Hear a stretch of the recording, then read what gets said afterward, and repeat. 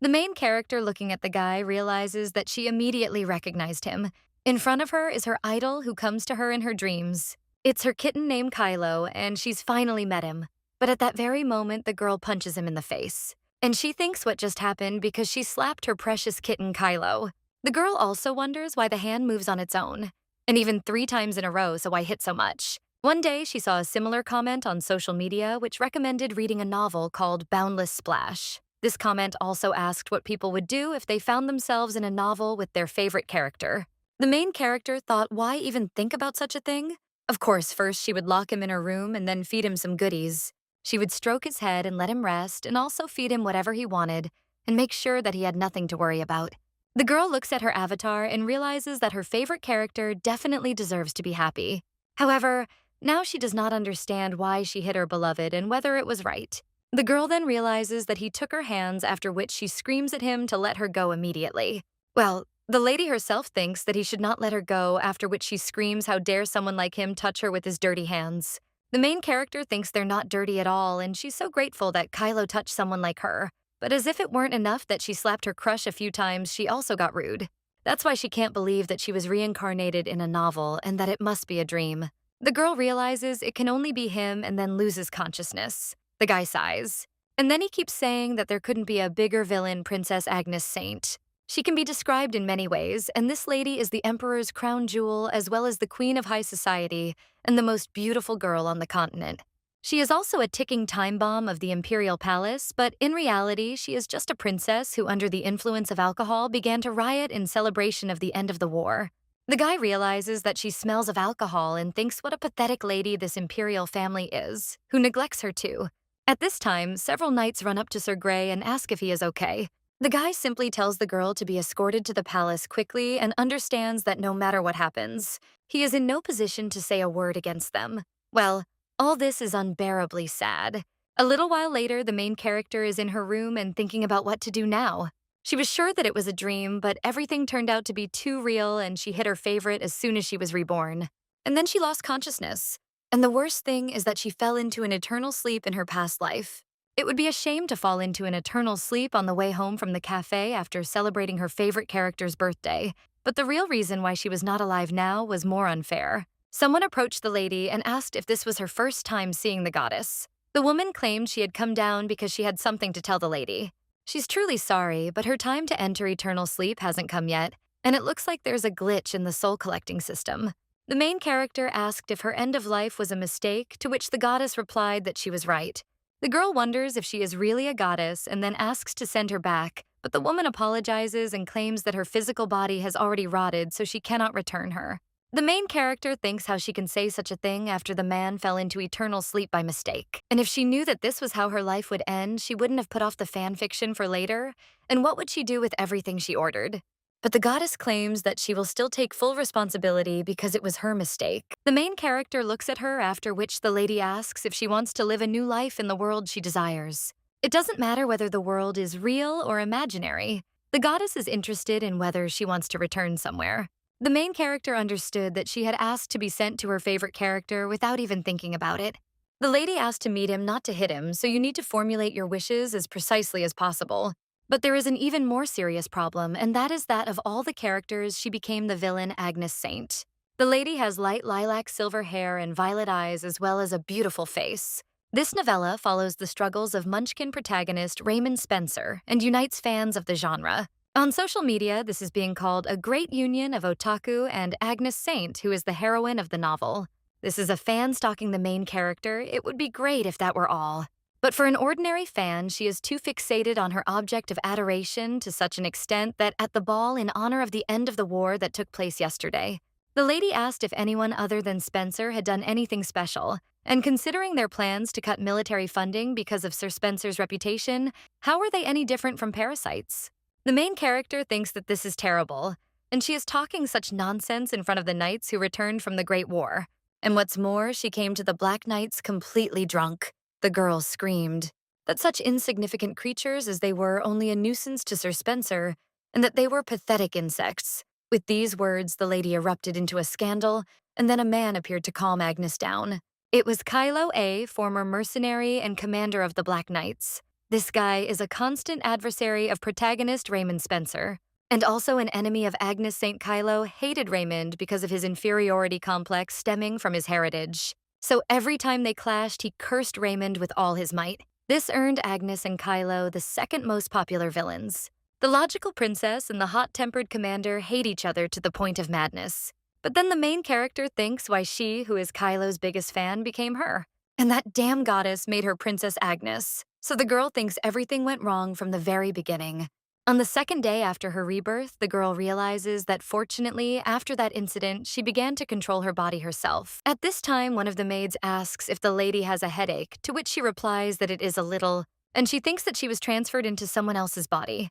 But the goddess clearly said that having been reborn, the girl will quickly live through the whole of Gotha right up until the beginning of the action of the novel. As the goddess stated, she now has memories of her life as Agnes Saint in her head, and although there are too many memories. For example, how she asked the guy if he thought he was equal to another commander and claimed that she didn't like it when commoners stared at her. So the lady thinks that she asked to start from scratch but is not going to give up.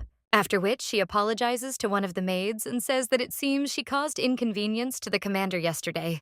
And the lady wonders where Kylo Gray is now. She understands that she will try to at least get closer to him now. At this time, the maid asks what the lady wants to do, and she apologizes, after which the maid screams, "Of course he shouldn't have touched the lady, but she still shouldn't have put him into eternal sleep." The main character wonders who the maid thinks she is, and it seems she misunderstood everything. It's certainly unpleasant, but there's nothing she can do about it. So the lady claims the maid is talking about such cruelty, but she just wants to meet him. Agnes realizes she'll finally be able to meet her favorite character properly. But she still wonders why everyone is making such a fuss and whether it is because he didn't let her drink too much. Kylo is a member of the Black Knights. Originally, there were 4 knightly orders within the Imperial family. These are the White Knights, who are the elite among the elite, and all members of the order possessed outstanding abilities as well as status. The Blue Knights were an order that consisted only of unrivaled swordsmen whose status was of no particular importance. The Red Knights were made up of exceptional mages, and the Black Knights were a bunch of slobs. They had excellent abilities, but it was unknown what could be expected from them. They are called the Hounds of War, and they are a knightly order that is in the vanguard and bites everyone indiscriminately. Such a reputation goes beyond all bounds. And one could say so, but they played a major role in seizures, violence, threats, rebellion, and the like. Because of the order's reputation, Kylo was always alone and discriminated against. His image somewhat resembles her lonely self during her school years. The girl was hopelessly fascinated by this character and resorted to every known method to advertise her favorite. He was not an attractive character at all, and her efforts were completely fruitless. Meanwhile, on the day the first part of the novella was completed, an incident occurred. A man slammed the table and screamed, "How could this have happened?" He also asked if it wasn't obvious that they had won the war, and the Emperor was interested in how the monsters were able to suddenly penetrate the settlements. Immediately after the end of the war, a crack suddenly appeared in the city's court of deception. Then the Emperor asked the high priest what they should do, and their temple revealed the whole truth. To solve the problem thoroughly, the source of the crack, located at the summit of a snowy mountain known as the Edge of the World, must be eliminated. However, there were only a few people in the world capable of eliminating the source. These were the 2 most powerful men in the Empire: Raymond Spencer, who combined exceptional resourcefulness and strength, and Kylo Gray, whose combat prowess and experience made up for his lack of tactical training. This meant one of them had to sacrifice their life. However, it was Kylo who volunteered instead of the main character. The main character then screamed in shock, wondering why he'd gone there. There was only one reason why the guy who hated Raymond so much would take the initiative. He realized this when he returned to the capital after the end of the Great War, because no matter how hard he fought, he couldn't defeat Raymond and become a hero. So he set out alone to find the source of the crack, leaving behind only one letter. It stated that a hero must not enter into eternal sleep. Kylo sacrificed his life for that, to restore peace to the Empire, and only after entering eternal sleep could he become a hero.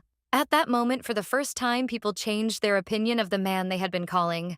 With the evil spirit, Kylo's rise in the new storyline ended. A portrait of Kylo was published on the novel's author's page. The main character was delighted, as were the other otaku. It was after this that Kylo instantly shot to the top of the popularity scale. The lady spent time alone in a cafe opened in honor of his birthday, but he fell into eternal sleep. The girl realizes that she has fallen into an eternal sleep, just like he did when she returned from that cafe. However, now she understands that from this moment on, everything will be different. because she will change this guy's future. And he will also continue the path of flowers in his life. But when the girl comes out into the corridor, she is surprised. After all, she sees this guy kneeling and with his hands tied, after which she mentally asks what this is. The girl asks the knight what's happening now and why they did it. One of them replies that the chamberlain ordered them to prepare for the princess's arrival. They tied him up so he couldn't escape or resist, but the main character thinks it wasn't necessary. After which he screams for them to immediately release Gray and also says that they should leave quickly. Agnes realizes that she really wanted to treat him kindly and wonders why something like this always happens. At this time, the guy turns to the lady and tells her to cut because he will accept punishment for daring to touch her. He repeats again that she should cut, and the girl replies that she doesn't want to cut his wrist. Agnes wonders how she could ruin something so valuable, and the guy then asks if he really has to lose his head, if not his wrist. The main character thinks that's even less likely, and she can't even explain anything to him. The guy then asks if she'll be happy if he takes off his knight's uniform. Agnes is surprised. And then he imagines the guy completely naked, Kylo says. He means leaving the knightly order. Agnes says that's what he said, but she thinks that of course he meant it. So why is she reacting that way? Now this guy will consider her not only a scoundrel but also a pervert. The lady also realizes she slapped him. Now she's just telling him to pretend nothing happened yesterday. Kylo asks if she's serious, and the lady realizes that she's so nervous that she can't even look at him. Agnes replies that yes, and she hopes he'll forget about yesterday. The protagonist realizes she has a lot she wants to say, but it's best to leave now. After all, the girl who hit him in the face yesterday suddenly shows favor today, so he will definitely think that she has gone crazy. And besides, Kylo is a gentle kitten, and it is important not to rush, so she will slowly get closer to him. So she will practice perfect acting for a while and also get closer to him step by step. The boy rises from the floor and wonders why the princess came. He was sure she wanted to expel him from the order, and also to say that she doesn't plan to stop at just one wrist. Well, the lady didn't do anything. So the guy wonders what she has planned this time, and yet he didn't expect such a reaction. The words spoken without hidden meaning therefore have a naive side to the princess. Kylo wonders who could have thought of this and whether he'd said something wrong. However, he feels as if he was teasing this lady. A few days later, the main character lies in bed and realizes that after meeting Kylo under the pretext of illness, she locked herself in the palace. The lady was thinking about how to get closer to her favorite character after she figured out the plot of the novel. After the incident with the rude remark at the ball, her reputation sank to an all-time low, and the princess herself insulted those who fought and put their lives on the line so it could not be otherwise. Agnes understands that no matter how hard she tries to get closer to Kylo under these circumstances, her reputation will reflect negatively on him. People wonder if there really isn't a suitable excuse, and besides, that very incident will happen soon. At this time, one of the maids turns to the princess and claims that His Majesty the Emperor is calling her. The girl sighs and realizes that the end will be the same as in Naval, after which she asks to tell him she'll be there soon. Agnes realizes they're about to kick her out of the palace. The imperial family which rules over this empire has developed a magical weapon, the only one of its kind that allows you to fight against demons. She brought peace to this continent and at the same time has enormous power, and the emperor is the most influential person in the empire. Now the main character approaches him and greets him. The man then announces that she has arrived. But he himself thinks about how hard and hurt it must be for his beloved daughter. The girl understands that he is a very caring father. At this time, the man thinks that he understands that he cannot cover his child forever, but what can he do? After all, when he looks at her, the girl's whole appearance reminds him of his deceased wife. The lady has stopped obeying even when he scolds her. The protagonist understands that things must be difficult for the emperor too. So, for the sake of Agnes, whose reputation had breached the gates of hell, the emperor devised a plan. Now he claims that the girl probably knows she's being talked about more and more in high society circles, and he has no choice but to send her outside the capital until her reputation is restored. Agnes understands that the princess's expulsion from the capital will now begin. Readers were of course delighted with the expulsion, and this is a big event that happened to her. Well, the main character understands that she doesn't want to believe, so she won't be able to see her favorite character. The lady understands that this should not happen, so now she turns to her father. And she also says that she doesn't want this, and thinks that she will insist on her own at first. The lady thinks what should she do because he is the most caring father in high society, and they will see how he forcibly drives away his beloved daughter who is like 2 drops of water, like his wife.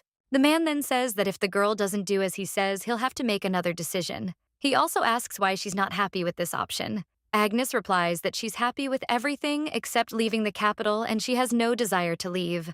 Then the Emperor says fine, and in that case, he'll give her another punishment. Agnes considers whether it will be cleaning the stables or confiscating all her dresses and jewelry. It might be moving to the maids' quarters or serving in the temple, but whatever it is for Kylo's sake, she will endure it. But the Emperor claims that the lady will be appointed as a magician in the Black Knight's order. The main character is surprised by this, and then keeps asking him what he's talking about. The man says he's talking about that very same order of Black Knights. And it's probably hard for her to accept, but with time, the lady will get used to it. The main character immediately says that's fine and she'll go right now. The lady realizes that most members of the imperial family, including Agnes, inherit enormous magical power. Therefore, it was always normal for them to join the White Knightly Order as the Crown Prince and Agnes's elder brother did. Of course, the girl herself has never been on missions simply because it is burdensome for her, and she was originally a member of the Order of the White Knights. But now they are sending her to Kylo, so the girl asks to transfer her immediately because she must go there. Agnes understands that this is the best development of events, but her father is shocked, and then states that he will call a doctor. After all, something's wrong with his daughter. The main character can't believe she now has an excuse to see her favorite man every day.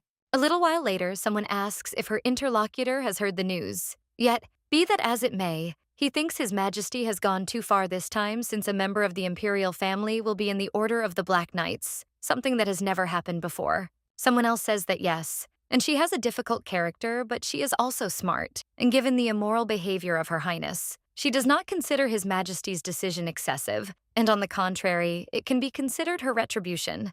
Another lady claims that judging by the fact that she is not at today's ball, she is either ashamed or the confidence was washed away from her beautiful face by tears. Someone else says that it is worth taking a look at it in person, and she thinks that now one should not say whatever one wants.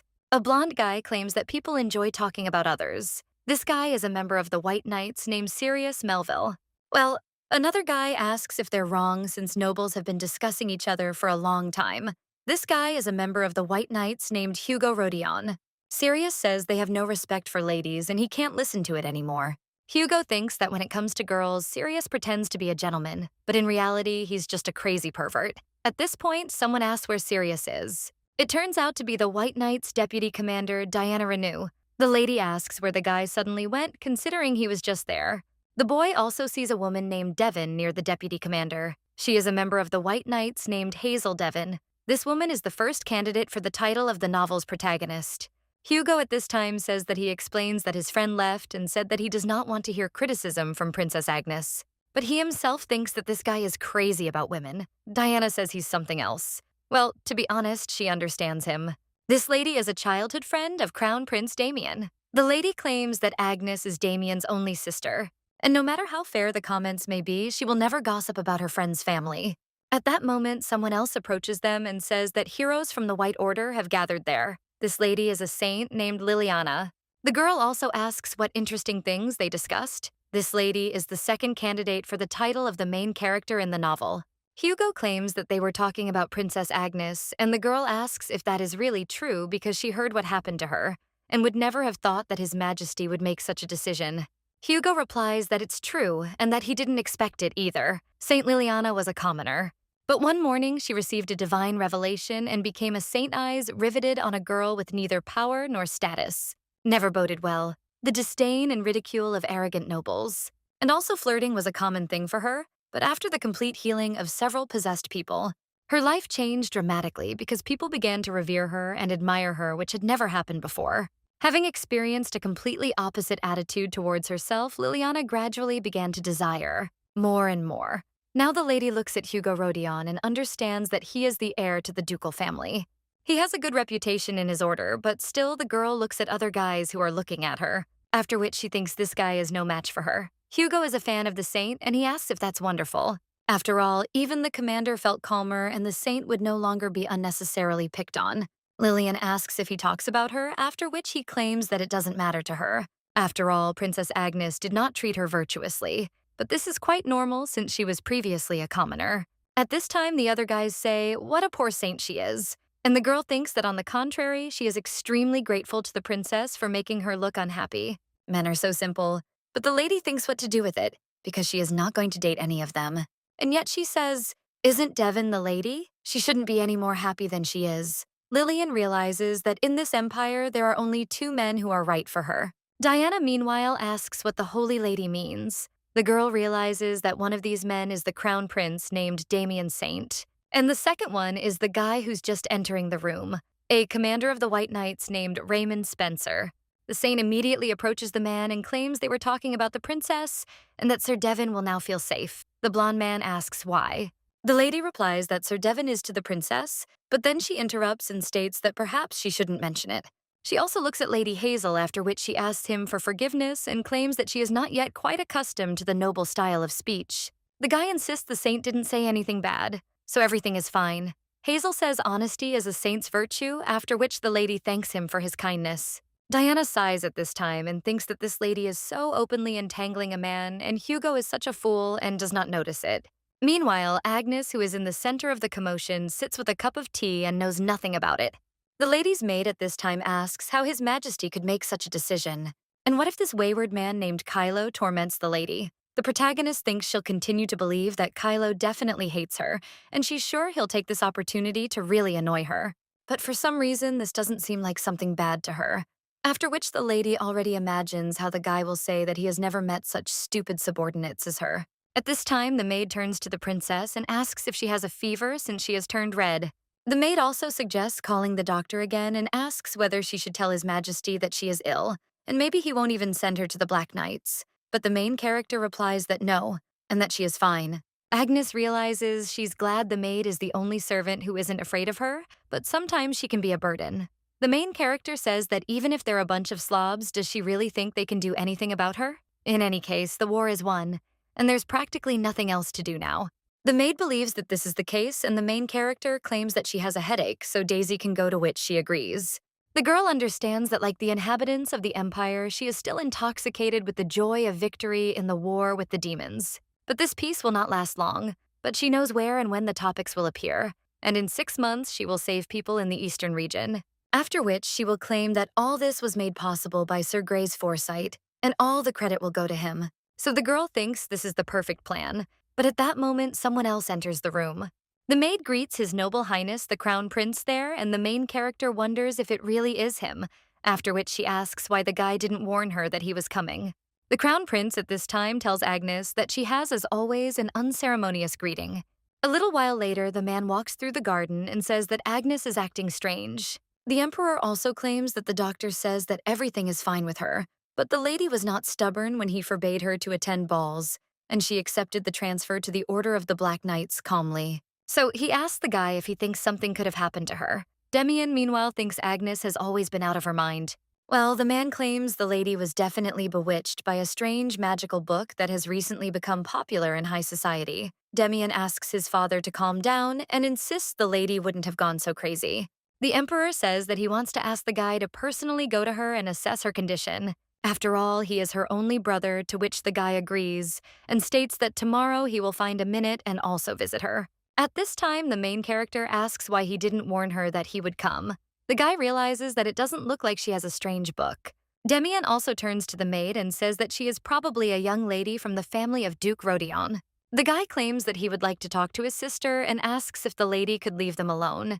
The girl agrees and then leaves altogether, but when she does, Demian turns to Agnes. He also asks how much longer she intends to bother His Majesty, and if she continues to behave frivolously. She won't be able to find a good groom even though she is a princess. Therefore, let the lady no longer tarnish the honor of the imperial family. Her father will never cease to love and pamper her, but let her not expect the same from him. From now on, as the Pope of the Order of the Black Knights, she will have to approach her missions with the utmost seriousness. After which, the guy tells her to answer and waits for the girl's reaction, in which she will ask why her brother tells her what to do. However, the main character tells her brother that it's okay, and the guy is shocked, wondering if Agnes really responded calmly. Agnes thinks that she answered as he wanted, so she wonders what kind of reaction this is. The guy then turns around and says that he hopes the lady will not forget about this promise. The main character thinks that she is glad that now she has a family that she did not have in her past life. The girl also understands that this guy behaves friendly with others, while with his sister, he is irritable. And of course, the girl did a lot to deserve such treatment. For example, she pursued the handsome knight without regard for her reputation. She also failed to fulfill her duties by disappearing to balls. She also got drunk and caused mayhem, as well as many other disturbances. But still, is the guy really saying that she won't be able to find a good groom for herself, and what's the point of that? It's an advanced era where airships soar through the skies and golems cultivate fields. So how can it still hold such old-fashioned views? A novella called Limitless Splash is a world in which ancient fantasy meets steampunk. The lady immediately wanted to catch up with him and say something, but perhaps she would refrain because tomorrow she would finally be officially transferred to the Order of the Black Knights. The next day, the maid helps the lady get dressed, and the girl realizes that this uniform suits her better than the White Knight's uniform. Come to think of it, she's wearing matching clothes with Kylo right now, one of the girls asks. Needless to say, the lady suits the uniform while the other says that the lady can accuse her of putting her on the same level as the Black Knights. At this time, the main character turns to the maids and asks what they think and whether it suits her. The girls are surprised by this, and Agnes says that although absolutely everything suits her, there was no need to even ask. One of the maids asks the princess if she's sure she's okay with the transition. The girl replies that she can't do as she pleases forever. As His Majesty the Emperor said, she will display the nobility that members of the imperial family should possess. The girl says they can go as it's time for her to join the Order of the Black Knights. The maid wishes the princess a safe journey. Agnes realizes that she can finally show Kylo a new version of herself, so she feels on top of things. A short time later, someone asks the knight's commander if the princess will really be coming today. This man also claims he believes he can stake his right to be called a knight on her not showing up. A few days ago, His Majesty addressed Kylo and stated that as far as he knows, Agnes lost her mother as a child and grew up alone. There are rumors in society that she is not fulfilling her role as a healer due to selfishness. But in reality, the girl was simply very impressionable, and the lady was horrified by the mere sight of a patient with symptoms similar to those that her mother had, and when her nanny fell into eternal sleep, the lady became as if not alive. He knows that he is too soft on his daughter, but he cannot do otherwise because it is harder for him to manage her than the duties of a ruler. Kylo understands that the Emperor wants to say that, despite the fact that the princess has formally become his subordinate, he cannot treat her carelessly and must put on a show. Well then, His Majesty claimed that the lady could not live like that forever, as he heard that the guy was doing great on the front lines. He fought demons, and couldn't he take control of Princess Agnes? Let him make the lady feel the bitterness of life. Kylo asked if His Majesty was telling him not to give the princess any favors and to treat her as his subordinate. To which the man replies, what exactly, and if possible, then let him perceive her as his unloved subordinate. The Emperor's order was quite unexpected, but the current Emperor's power is incomparably strong if the princess acts as the Emperor wishes and attracts his attention. Then he will be able to impress his stepmother as well as his cousins and those who look down on him. This is an opportunity to repay the princess for her contempt for him, after which the guy claims that then she will regret not coming, and he also does not hope that she will show up. But at that very moment, someone announces that Princess Agnes Saint has arrived. The man tells her to come in. After which, the main character enters the office, and one of the knights thinks that he cannot believe that the lady actually came. The guy understands that it seems the lady has not fully grasped the situation, and claims that His Majesty ordered him not to treat her specially under any circumstances when she is wearing the uniform of the Order of the Black Knights. So since the lady came there in uniform, can he assume that she is already ready to grovel before him? The lady then bows her head and states that she hopes that he will forget about her previous rudeness, and he will lead her, not separating her from the other members of the order. Kylo wonders if the girl is trying to curry favor with him. He also hands over the appointment order and states that Dame Agnes Saint is now officially a member of the Order of the Black Knights. The guy also thinks that something is strange about this because he is used to people looking at him with contempt because he is an illegitimate child, but the princess did not look at him with contempt. And as for the pest, he has the feeling that she considers him the most harmful insect in the world. No matter how afraid she was that His Majesty would get rid of her, she was not one to easily throw away her pride. However, today her behavior was different from usual, so the guy wonders what the lady is even thinking about. The main character remains silent, but she thinks to herself how much she loves the sarcasm in Kylo's voice, and how one can be so handsome. The girl wonders if it is possible for coldness to blend so harmoniously on these neat facial features. He also has a broad and beautiful chest as befits the strongest man in the world. The girl looks at the paper and realizes that even his handwriting is beautiful. So besides his character, he is perfect in everything. But she loves his personality, which makes him remind her of a kitten. Kylo, seeing her reaction, thinks she's definitely up to something. After which, he turns to the girl and claims he'll give her her first assignment. Well, the main character wonders if he's talking about a first date. The guy at this time claims that the outer walls of the capital's fortress in the eastern region must be restored from the damage caused by the war.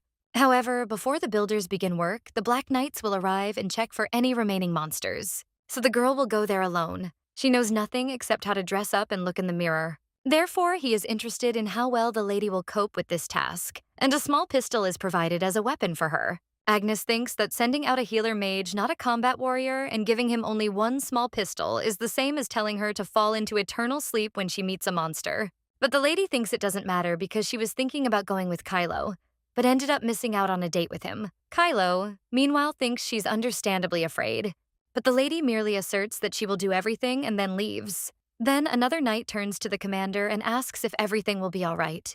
Because what if the princess really does go to that area alone and meets a monster?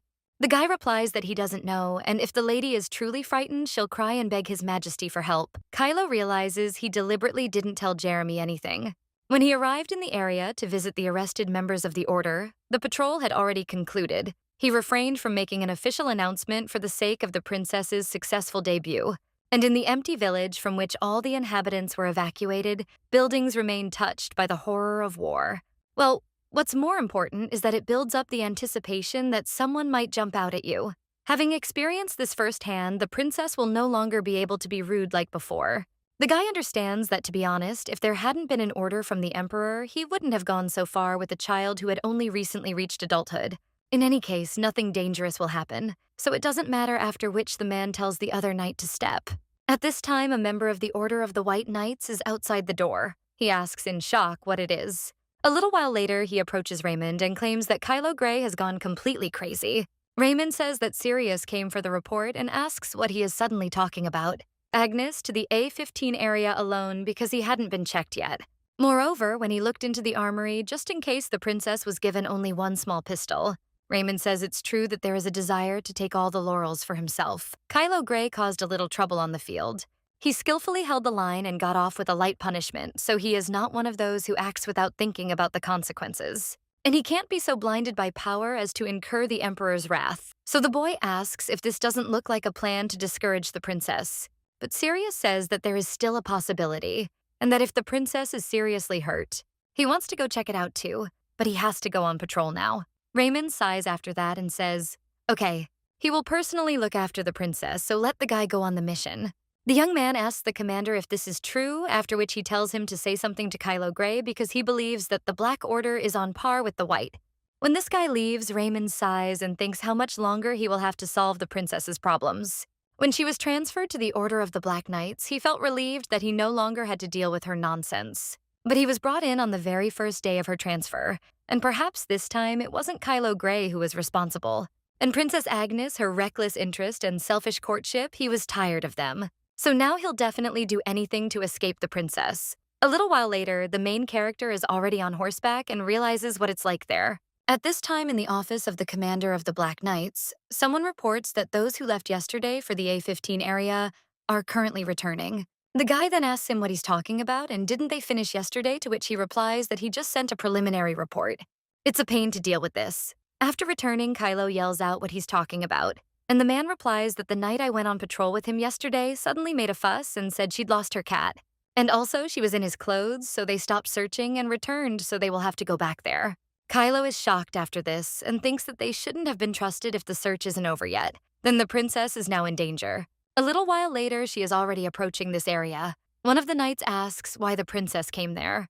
The main character wonders if they really didn't know about her arrival, and if a member of the Black Order arrived, it was obviously for the purpose of a detour. Judging by the fact that they're asking about her arrival, they've already inspected everything there. The girl shows a paper and claims she's arrived to patrol the area on orders from the commander. After which they let her through, and one of the knights asks if this area hasn't already been explored, to which he replies that it must not have been completely explored. Agnes understands that it's only natural that Kylo would never put her in danger. Her kitten may be a bit rude and sarcastic and has a huge inferiority complex, but he's not a bad cat at all. And he must have resorted to such meanness to scare her, so the lady thinks how cute it is. When the girl enters this city, she understands that it is terrible there. And fortunately, the residents were evacuated in advance, so there were few casualties. People praise Raymond, calling him a war hero, and they are right because of his unrivaled resourcefulness. The guy grasped the demon's movements and their plan, and he won almost every battle. Moreover, he's young and attractive and also carries the wound of losing his mother to a demon as a child. Raymond was a star one couldn't help but admire. But because of his light, the other knights were forgotten. Unlike Raymond, who primarily commanded Kylo, fought personally, but no one appreciated it. So, when she returns, she should at least pretend to be very scared. Well, at that very moment, the lady notices something in the alley, and he wonders if this is really a monster, and whether this area was not explored, or whether the area was examined carelessly. The main character thinks what to do, after which this creature jumps on her, and the girl in her thoughts asks Kylo to help her. But at that very moment, she notices it's just a cat. Judging by how calmly she sits in her arms, this cat is accustomed to people. The girl wonders if her owner was unable to pick her up during the evacuation. People also understand that the cat is seriously injured, so she needs to be cured. When the main character does this, the cat meows and pets her. Agnes says that she was just bored and wonders if the cat wants to go around with her. And then she will find its owner. But at that very moment, the main character notices something behind her. And when he turns around, he sees a monster and realizes that it is not a cat at all, after which this monster comes closer and closer. The main character wonders if she will again plunge into eternal sleep in such a worthless way. Well, she doesn't want that at all. At that very moment, someone fights off the monster, and when the girl opens her eyes, then she sees that it's Kylo. The guy asks if she's okay, and the main character wonders if the guy really saved her. Kylo claims that he unintentionally put her in danger and there was an error in the report, so he apologizes. He also holds out his handkerchief, telling the girl to wipe the red liquid from her face. The main character immediately grabs this scarf because it belongs to her favorite character. Kylo asks if she's hurt and wonders if she's so scared she's gone crazy. Agnes realizes she's completely forgotten that she's supposed to act normal, after which he says that a little, and understands that apparently these scoundrels from the Black Knights were unable to carry out a normal inspection. The brunette thinks he found out too late, so he had to hurry and says he's glad the girl isn't hurt. The main character only thinks she's so grateful because she finally got the chance to go on a date with Kylo. Agnes says that since the commander is there, they can explore the rest of the area together. But at that very moment, the lady hears the sound of hooves, and Kylo asks if it is Raymond Spencer. The main character looks in that direction and realizes it's him after all. The guy looks at the lady and the red liquid and the monster lying on the ground, after which he asks if Kylo is in trouble again. He also approaches the princess and hands her a handkerchief, offering to wipe away the red liquid first. The main character does just that after this, and the brunette watching her is surprised because she received his scarf in a completely different way. Kylo also wonders if she thought his handkerchief was dirty and didn't want to take it. The blonde at this time claims that he called the carriage and therefore offers to go. And Kylo, looking at the princess, realizes that she seems very angry and thinks that because of him, she missed the opportunity to be alone with Raymond Spencer. The girl also wants to blame him. Meanwhile, Raymond turns to Kylo and insists that he will hush up the situation. However, something like this should not happen again. A family is not a battlefield, and he cannot get what he wants by his own will. At this time, the guy is thinking whether Raymond will hush up the situation and who asked him to, since he is already acting like her husband. Kylo also says that it is worth listening to, because this is advice from the hero of the Empire himself. But isn't he too presumptuous, since it was he who was entrusted by His Majesty to command Princess Agnes? So why is he following her around, and has he really signed up to be her nanny? The blonde tells Kylo to watch his words, but he replies that he constantly rejects the princess's advances, but in fact, he keeps her on the hook. After which, the two part, and Kylo thinks what a dirty bastard this guy is. After all, he's pretending to be a noble knight, and does he really think he doesn't know what he's up to? The boy wants to win the princess's heart and become the emperor's son-in-law. He also treats him like trash blinded by power, but he himself is absolutely the same. And someday he will reveal his dirty intentions to everyone. The main character is in the carriage at this time, and she thinks what this guy was doing there because she had a chance to have a fantastic date with Kylo. And why are they riding in the same carriage? If you think about it, this is the first time she meets Raymond after her reincarnation, and frankly, he is handsome. Well, it's not her type. First of all, because his chest is too narrow. The guy gives the impression of a nobleman who grew up too perfect. But she prefers wild and rough ones because this guy is so perfect that there is no humanity in him. But she's forced to pretend she loves this guy, so she'll use all her acting skills. The girl in the softest tone asks why he came there. She also understands that as everyone knows, Raymond Spencer is the most desired jewel for Agnes Saint, and no one will believe it if she gives up her feelings in an instant. At this time, the guy is thinking about what kind of question this is, And it is obvious that if he tells the truth, the lady will immediately ask if he was really worried about her. But she knew that he also had feelings for her. The blonde claims that he came there today to ask her to refrain from actions that members of the imperial family should not commit. He asks her to stop showing her attention to him and to be an example of a model princess. At this time, the main character asks if he asks her to stop bothering him and start behaving decently. She also claims to understand that she's been unwittingly bothering him all this time. The protagonist also understands that she'll simply become a tired, heartbroken girl. And then he even claims that she won't stand in his way anymore. The lady will pretend that she's stopped being a fan of him because he broke her heart. Raymond says that he is glad to hear this and hopes that the girl will devote herself to service, to which she replies that of course, and therefore he should not come anymore. A little while later, the girl says that she thinks it's time for her to go and gets out of the carriage. The guy looking after her wonders whether the lady really agreed without even thinking, or whether she was so upset. But in any case, it doesn't matter. The princess thing will no longer bother him, and for the first time in a long time, he feels relief. After which, the boy tells the coachman that they are going to the crown prince's palace. A short time later, he arrives there. Damien claims he's already heard something happened. Raymond replies that yes, and apparently Kylo Gray wants revenge on the princess. Damien thinks that's not surprising since Agnes has always been extremely disdainful of people, rather than status.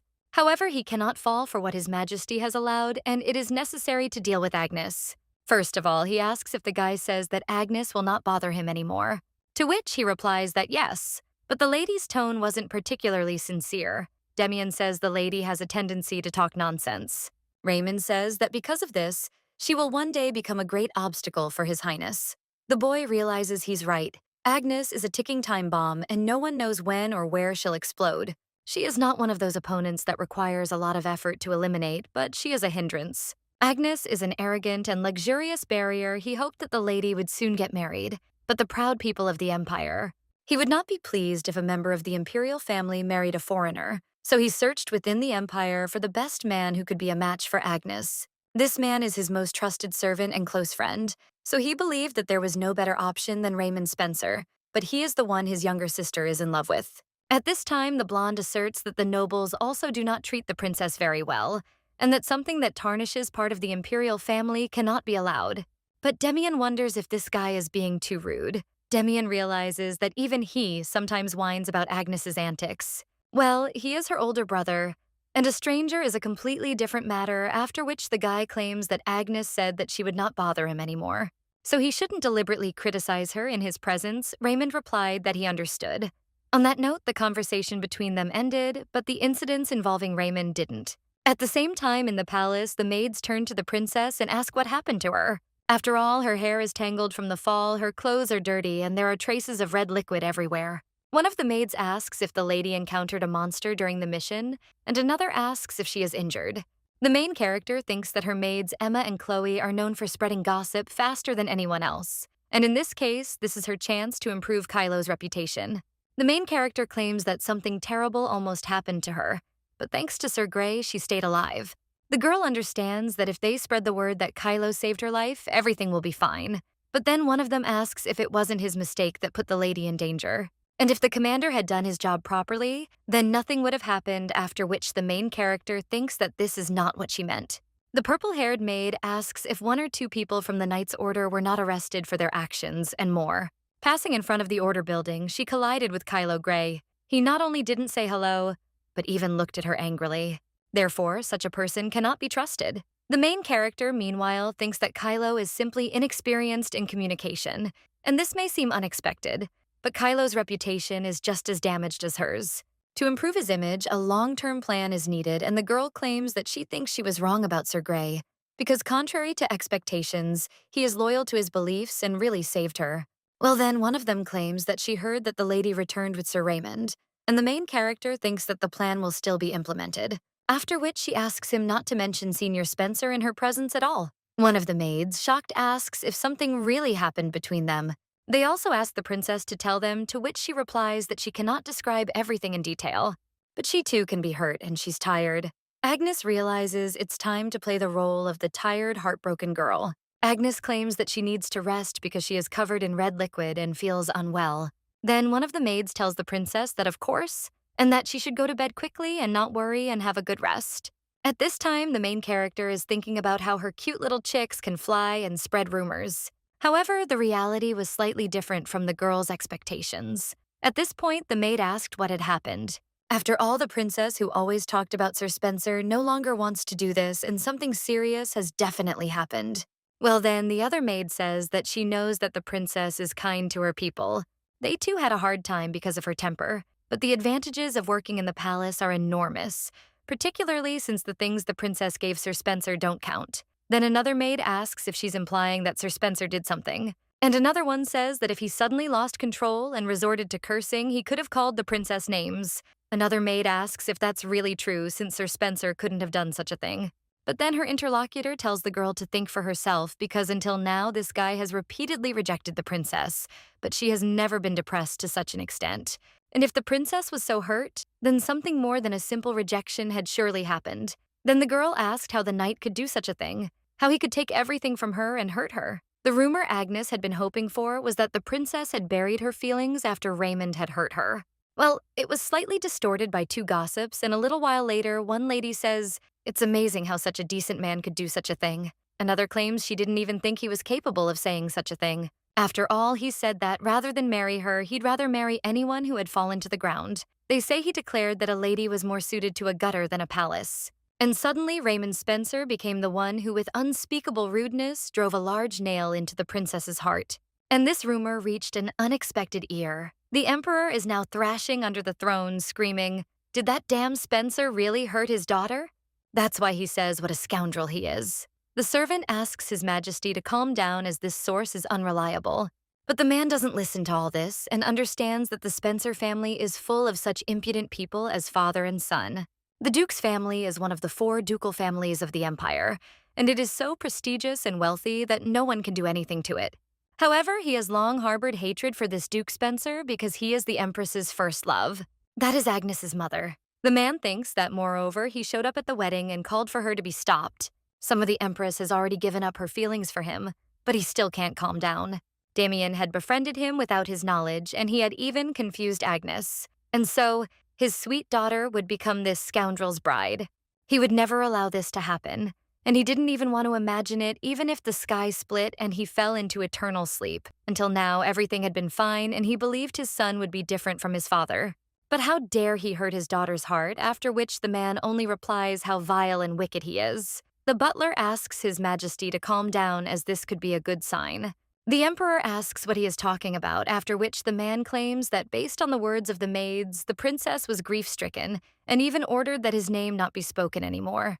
So, doesn't this mean the princess no longer harbors the same feelings for this guy? The emperor realizes the butler is right, and then asks if there's anyone in high society who hasn't heard this connection, to which he replies that there is. Even those who don't go out much know about this, and the news has spread everywhere.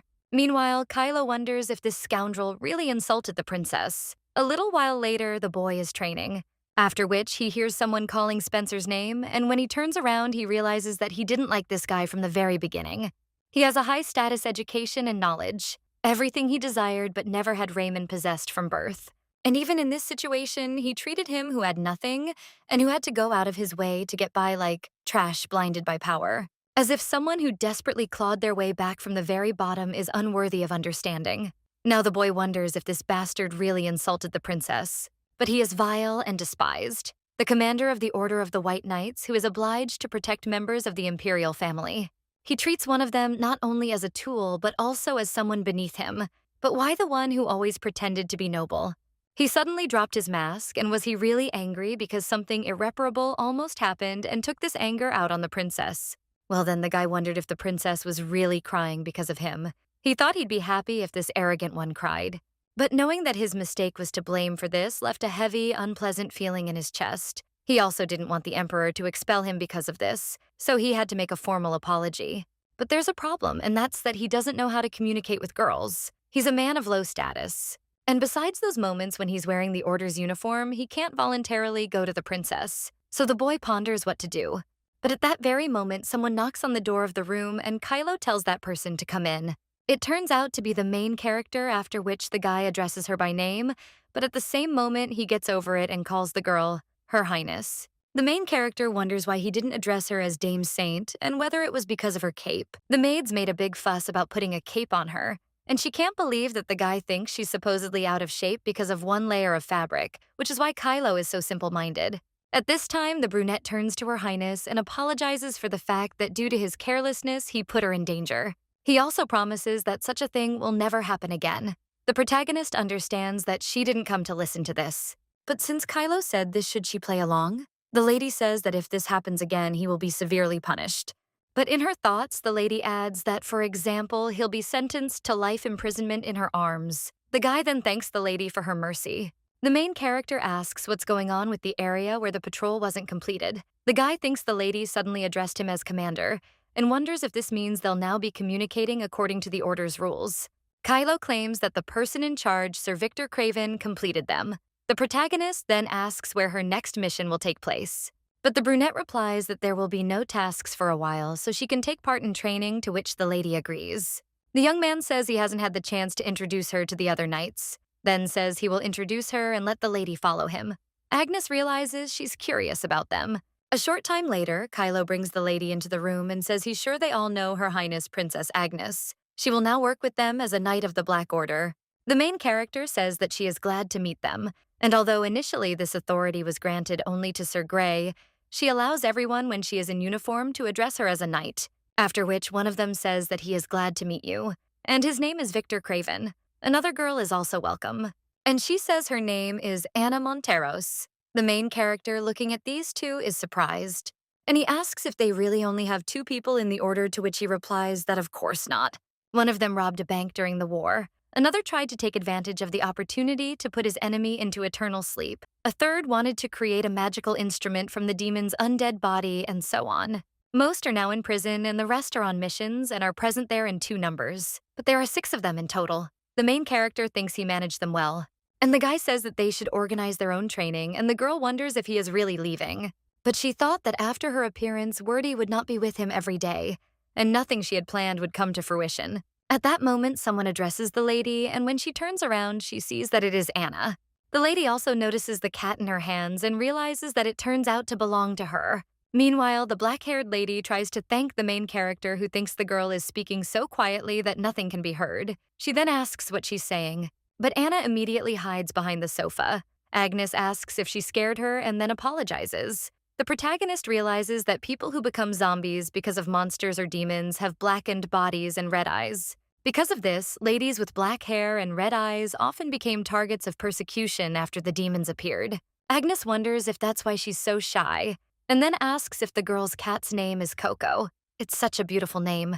She's also very happy that her colleague's pet is okay. Agnes realizes she's lucky to have won the girl over. Victor, meanwhile, says it's good that the lady found her.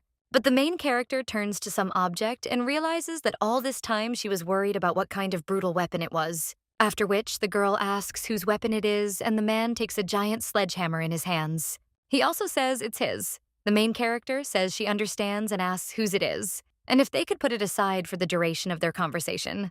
The lady with black hair says that it is hers, and the princess can take a look because she can show how it works. The main character says it's not necessary, but Anna insists it has 5 overlapping blades and also sprays monster venom, making it capable of shattering even a monster's bone in a second. The main character wonders why she suddenly started speaking clearly. She also says it's clear she wants her own weapon, so she's wondering where she can get one. Anna claims a master at the Imperial Weapons Factory can create one for her and asks if she'd like to go along, to which she agrees, saying she'd be grateful. The source of the development of magical engineering in the Empire is the purple magic stone planted on the lands of the Empire. The first emperor combined his special magic with a mineral that everyone thought was an ordinary stone and created a magical stone, through which the awakened first emperor sealed all the demons underground with a single ray of light. Thousands of years passed, and as soon as demons began to appear on the surface again, the inhabitants of the Empire began to create weapons from magical stones. They believe that one day they will be born as a member of the imperial family capable of using the power of the first emperor. At this point, the shop owner asks the princess why she's come. The main character remembers the knights at the gate, and she wonders why she has déjà vu, after which she claims that she wants to ask him to make a weapon, and asks if he can do it, to which he agrees. The man claims that in order to create an effective weapon from a magic stone with the appropriate wavelength, one must select one of the stones and hold it in one's hands. And when the lady takes the right stone, her palm will heat up, after which the main character asks if this is true. And she also thinks that this is similar to the method with choosing a wand, and also thinks that, okay, and now it's better for her to keep quiet, so she'll just pick any one of them. But when the lady takes the stones, she realizes that she won't pick any of them. They're all cold. Then the man takes out some kind of suitcase and tells the lady to try this because it is a special magic stone, used to create weapons for His Majesty's personal guard. The main character asks if this one is really for His Majesty's personal guard. But he claims that weapons made from magic stone should not harm people, so is it appropriate? The shop owner claims that this was the case before, but now they've started creating combined weapons that can be used against both monsters and humans. Agnes asks if there's a chance other countries will copy this technology, to which the man replies that there is absolutely no answer. If the weapon is disassembled, it will be completely destroyed due to the binding spell. The shop owner realizes that he thought the princess was childish and a cruel scoundrel. But the lady now says they have such attention to detail that there's no need to worry about the weapons being used in other countries. The man thinks she seems deeply concerned about the empire, and yet you can't really understand what a person is like until you meet them in person. Then the main character reaches out to the stone, but when she touches it, she feels that it is very hot. The man says that this is a very good match in wavelength, and the lady should only feel the heat but not get burned.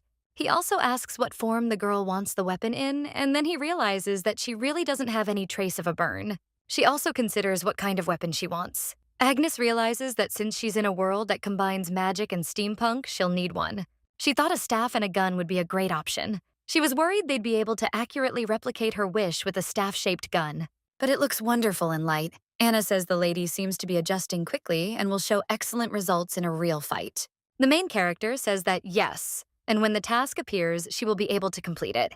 But the girl also understands that in truth, Kylo had been showing her a movie this whole time. Let alone assigning her a task, Anna and Victor were completely free. But Kylo was very busy with something. Meanwhile, the girl turns to the princess and begins telling her about the internal organs of monsters, and that if they could go on a mission together, they could unwind. Victor seems uneasy and suggests they go right now. The main character thinks that in any case there is no task and people avoid her, so she is free, but she is so bored. A little while later, someone wishes the princess a good journey and the girl thanks her. But when he looks to the side, he wonders if this space is really exclusively for the Order of White Knights. She also understands that there are people there, and she was wondering what she should do. But here it is. Even if they notice her, what will they do because she is a princess? The girl thinks that it is worth looking after, which she realizes that she sees many familiar faces. The main character also looks at one of the girls and wonders if this is Saint Liliana, even though in the novella she fought with Hazel Devon for the place of the main character. The brunette asks if they want to say that His Majesty redirected the princess to support the other 3 orders, besides the white one. Agnes realizes they've chosen an interesting topic of conversation and are discussing it. Liliana argues that this makes no sense because how can His Majesty do such a thing when the White Order and Sir Spencer are trying the hardest Hugo? The girl at this time claims that she heard that Sir Raymond insulted the princess and asks if this is true, to which her interlocutor replies that according to the latest rumors, yes. The protagonist realizes that only Hugo responded to Liliana, while Diana and Sirius's expressions express disapproval. Hugo claims that based on what the maid said, the princess was crying and asking them to leave. The protagonist thinks that since this is the topic being discussed, she can understand Diana's attitude. Well, the lady wonders why Sirius, who is so fixated on girls, reacts this way to Liliana. Then the main character realizes that she remembered. Sirius is a ladies' man accustomed to flirting, but commoners are an exception. The girl says it's a shame it happened, but it's astonishing because she can't believe a lady is suffering from being hurt by another man. The lady with red hair says that she thinks we should stop talking about the princess because someone might hear. But Liliana asks why Lady Renox reacts like that every time she starts a conversation. Then she says that it is probably because she is a commoner of the people, and it is unpleasant for her to be around him because she was not taught an aristocratic manner of speech. After which, the girl starts crying, and Hugo immediately turns to the author's castles and claims that she is crossing all boundaries, so he asks her to apologize to Sveta. The main character thinks this girl looks so timid when she shrugs her shoulders and that she should learn how to do that, but she also wonders what this feeling of alienation is. And was the saint always such a character? Next to Raymond, she looked like an angel, and her ability to subtly draw all attention to herself was astonishing. That's why it's so appealing. The main character is surprised and understands. She's currently on the verge of choosing her second favorite character. The saint who turns out to be an angel is actually a cunning girl. Agnes wonders why the author didn't reveal such an interesting detail earlier. Meanwhile, the girl insists that they all despise her because she's from a low class. But the blonde asks what the saint is talking about, after which Hugo turns to him. And he asks if Sirius really just raised his voice at the saint. At the same moment, someone else asks what they're discussing. And the girl understands that this is the main character of the novel, and everyone's first love as well as the embodiment of the word innocence. The red-haired lady at the same moment turns to Hazel and asks if the mission was successful, to which the girl replies that of course. After all, she was with the commander, after which the brunette asks where Sir Raymond is now, to which she replies that the commander is now at home and they just arrived and she came alone. Well, then the saint says that it is true and asks Lady Devon if she heard the gossip, because they say that Sir Spencer insulted the princess. Hazel asks the lady what she's talking about, and her interlocutor thinks what a terrible actress she is. And she claims that she thinks that these are just rumors because Sir Spencer would not insult anyone. But the lady replies that it is impossible to know for sure. The entire commander hates girls who bore him just as much as he hates demons. After which she actually smiles at the saint, making her feel uneasy. Meanwhile, the main character watches the love triangle from the bushes. At the same moment, someone says that Lady Devon must have walked a long way and be tired and the wind is cold now, so she will go. Hugo immediately turns to the saint and says he'll take her home. The main character thinks that this guy in the novel seemed like just a man with an unrequited crush on the saint, but now that she sees it with her own eyes, she realizes he's no different from otakus, like her. The girl claims she's overcome with fatigue and needs to go, and it seems everyone else is leaving too. The protagonist wonders if everyone else is leaving, meaning she should go too. But at the same moment the lady steps on a twig, at the same moment the guy with blonde hair screams out, asking who is there. The main character wonders if he really heard this, after which she sees a sword in front of her. The guy is shocked and asks if this is really a princess, and the main character asks if he wants to put away the sword.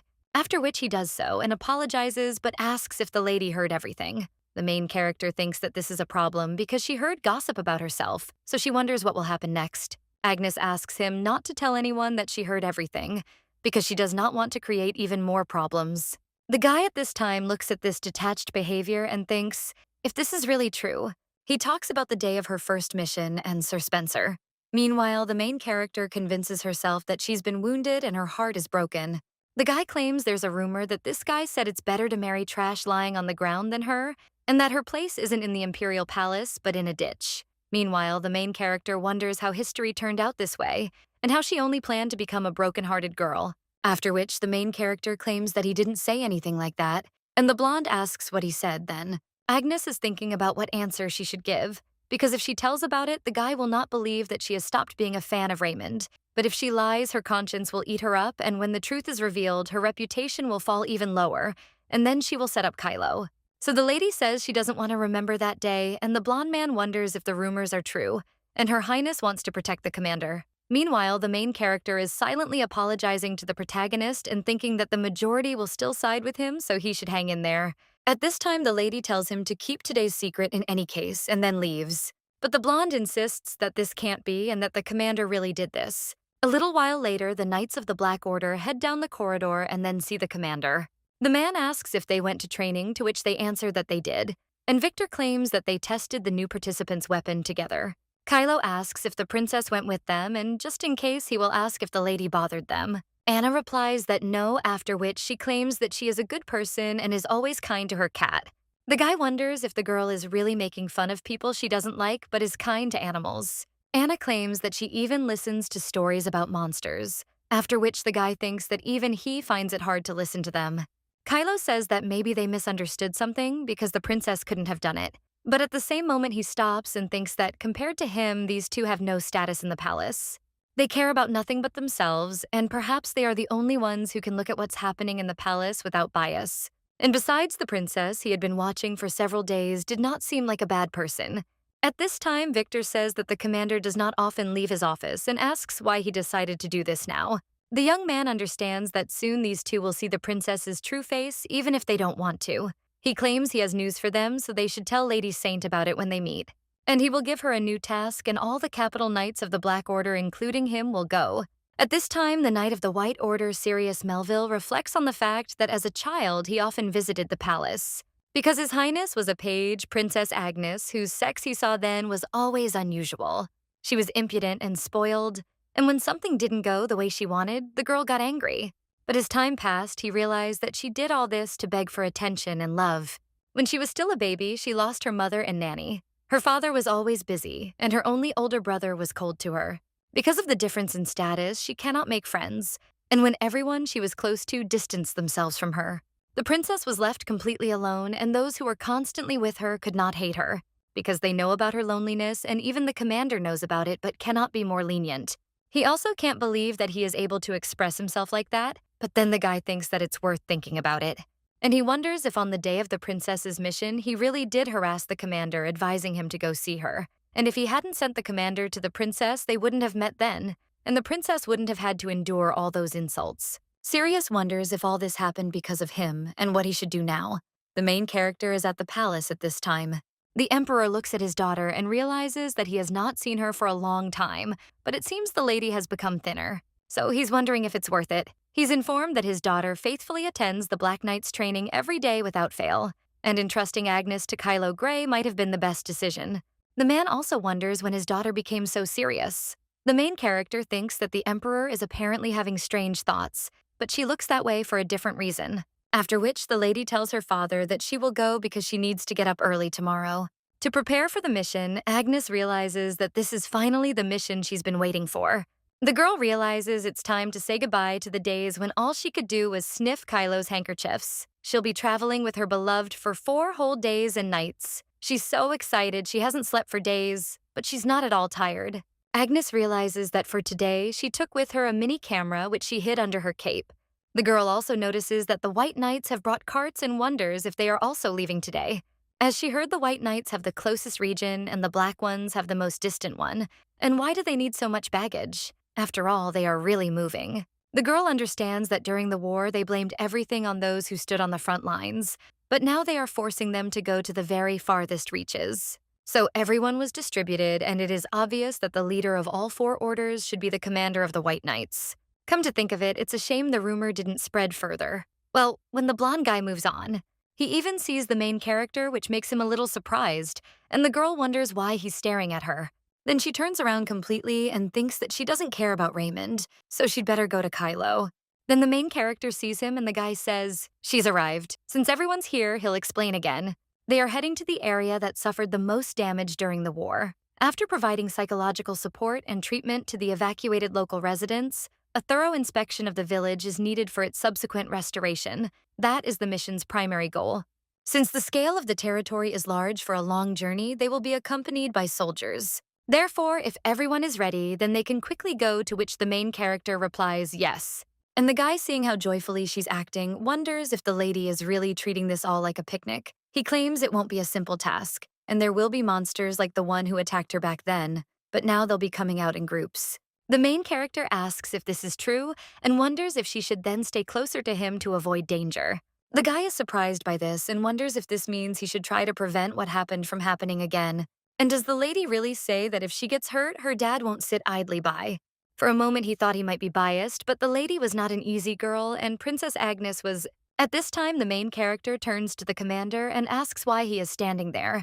And didn't he say that they need to hurry? After which, the guy sighs and thinks, "What is this? This mission is no different from babysitting a child." A little while later, the guy says they'll spend the night there and set off again tomorrow. He'll explore the area and return so they can get ready for bed. After which, everyone agrees, and when the main character looks behind her, she sees that there is no one there anymore. The girl also looks at how people set up tents and prepare a fire and wonders if they are all really acting on their own without any orders. Agnes understands that she too cannot sit without a body, but this is her first time on a hike and has no idea what to do. The girl also turns to the knight and asks if it's edible.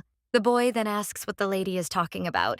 After which, the main character approaches the river and thinks that since this is her first hike in her life, she will start cooking. A short time later, the knight captain returns and realizes that he has completed his reconnaissance. Well, he's still wondering what's going on there. There were supposed to be beef jerky and soup for dinner today. So he wonders where the crayfish came from, and the soldiers who had just recently been grumbling about why they were the ones eating with Her Highness. They've now managed to become friends with the princess, One of them claims that thanks to the lady, they can eat their fill on the go. Kylo wonders if the princess caught the crayfish because the soldiers were complaining about the food.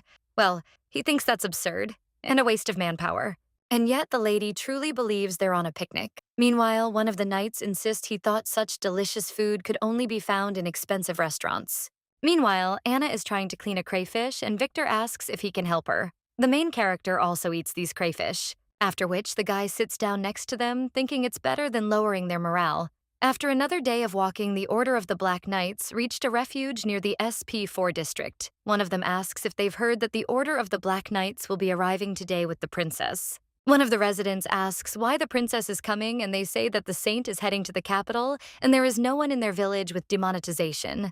Someone else says he's still worried about the Black Knights and the princess is coming. They say she's mocking the saint, so he hopes the lady won't treat their villagers like slaves. But at that very moment, they see the knights with the princess. The old woman immediately greets them and says they've been waiting for them. The boy asks if he can hear a report on the patient's condition, to which he replies that of course and asks to pass while the children look at the princess. The girl claims she's never seen such a beautiful person before and wonders if the saint has changed her mind and decided to come visit them.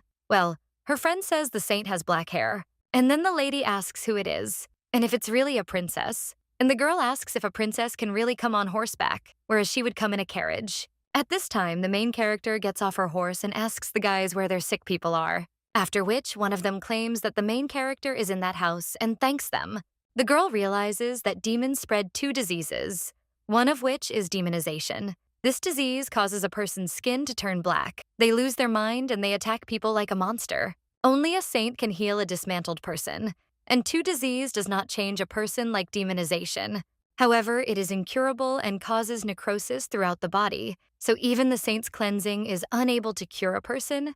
Only a few magicians who have reached the level of a light magician can cure this terrible disease. And she is the youngest of all existing lightbenders, which means that now she has the chance to restore Kylo's reputation. At this time, Anna approaches the commander and says that it seems a big problem has arisen. The drinking water supply was completely cut off, and for 2 days now, only water mixed with the red liquid of the monsters has been pouring out of the pipes. So it looks like there's a problem with the river. The guy then asks what she's talking about and if there's no other source of drinking water nearby. And the girl replies that there's only red liquid in other places too. The guy then curses in his head. And he thinks that since there is a river there, he believed that clean water should not be included in the financial assistance.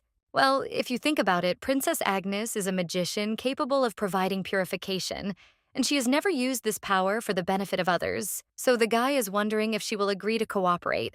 The brunette asks where Lady Agnes Saint went, and one of the knights replies that he was told that she went to the sick.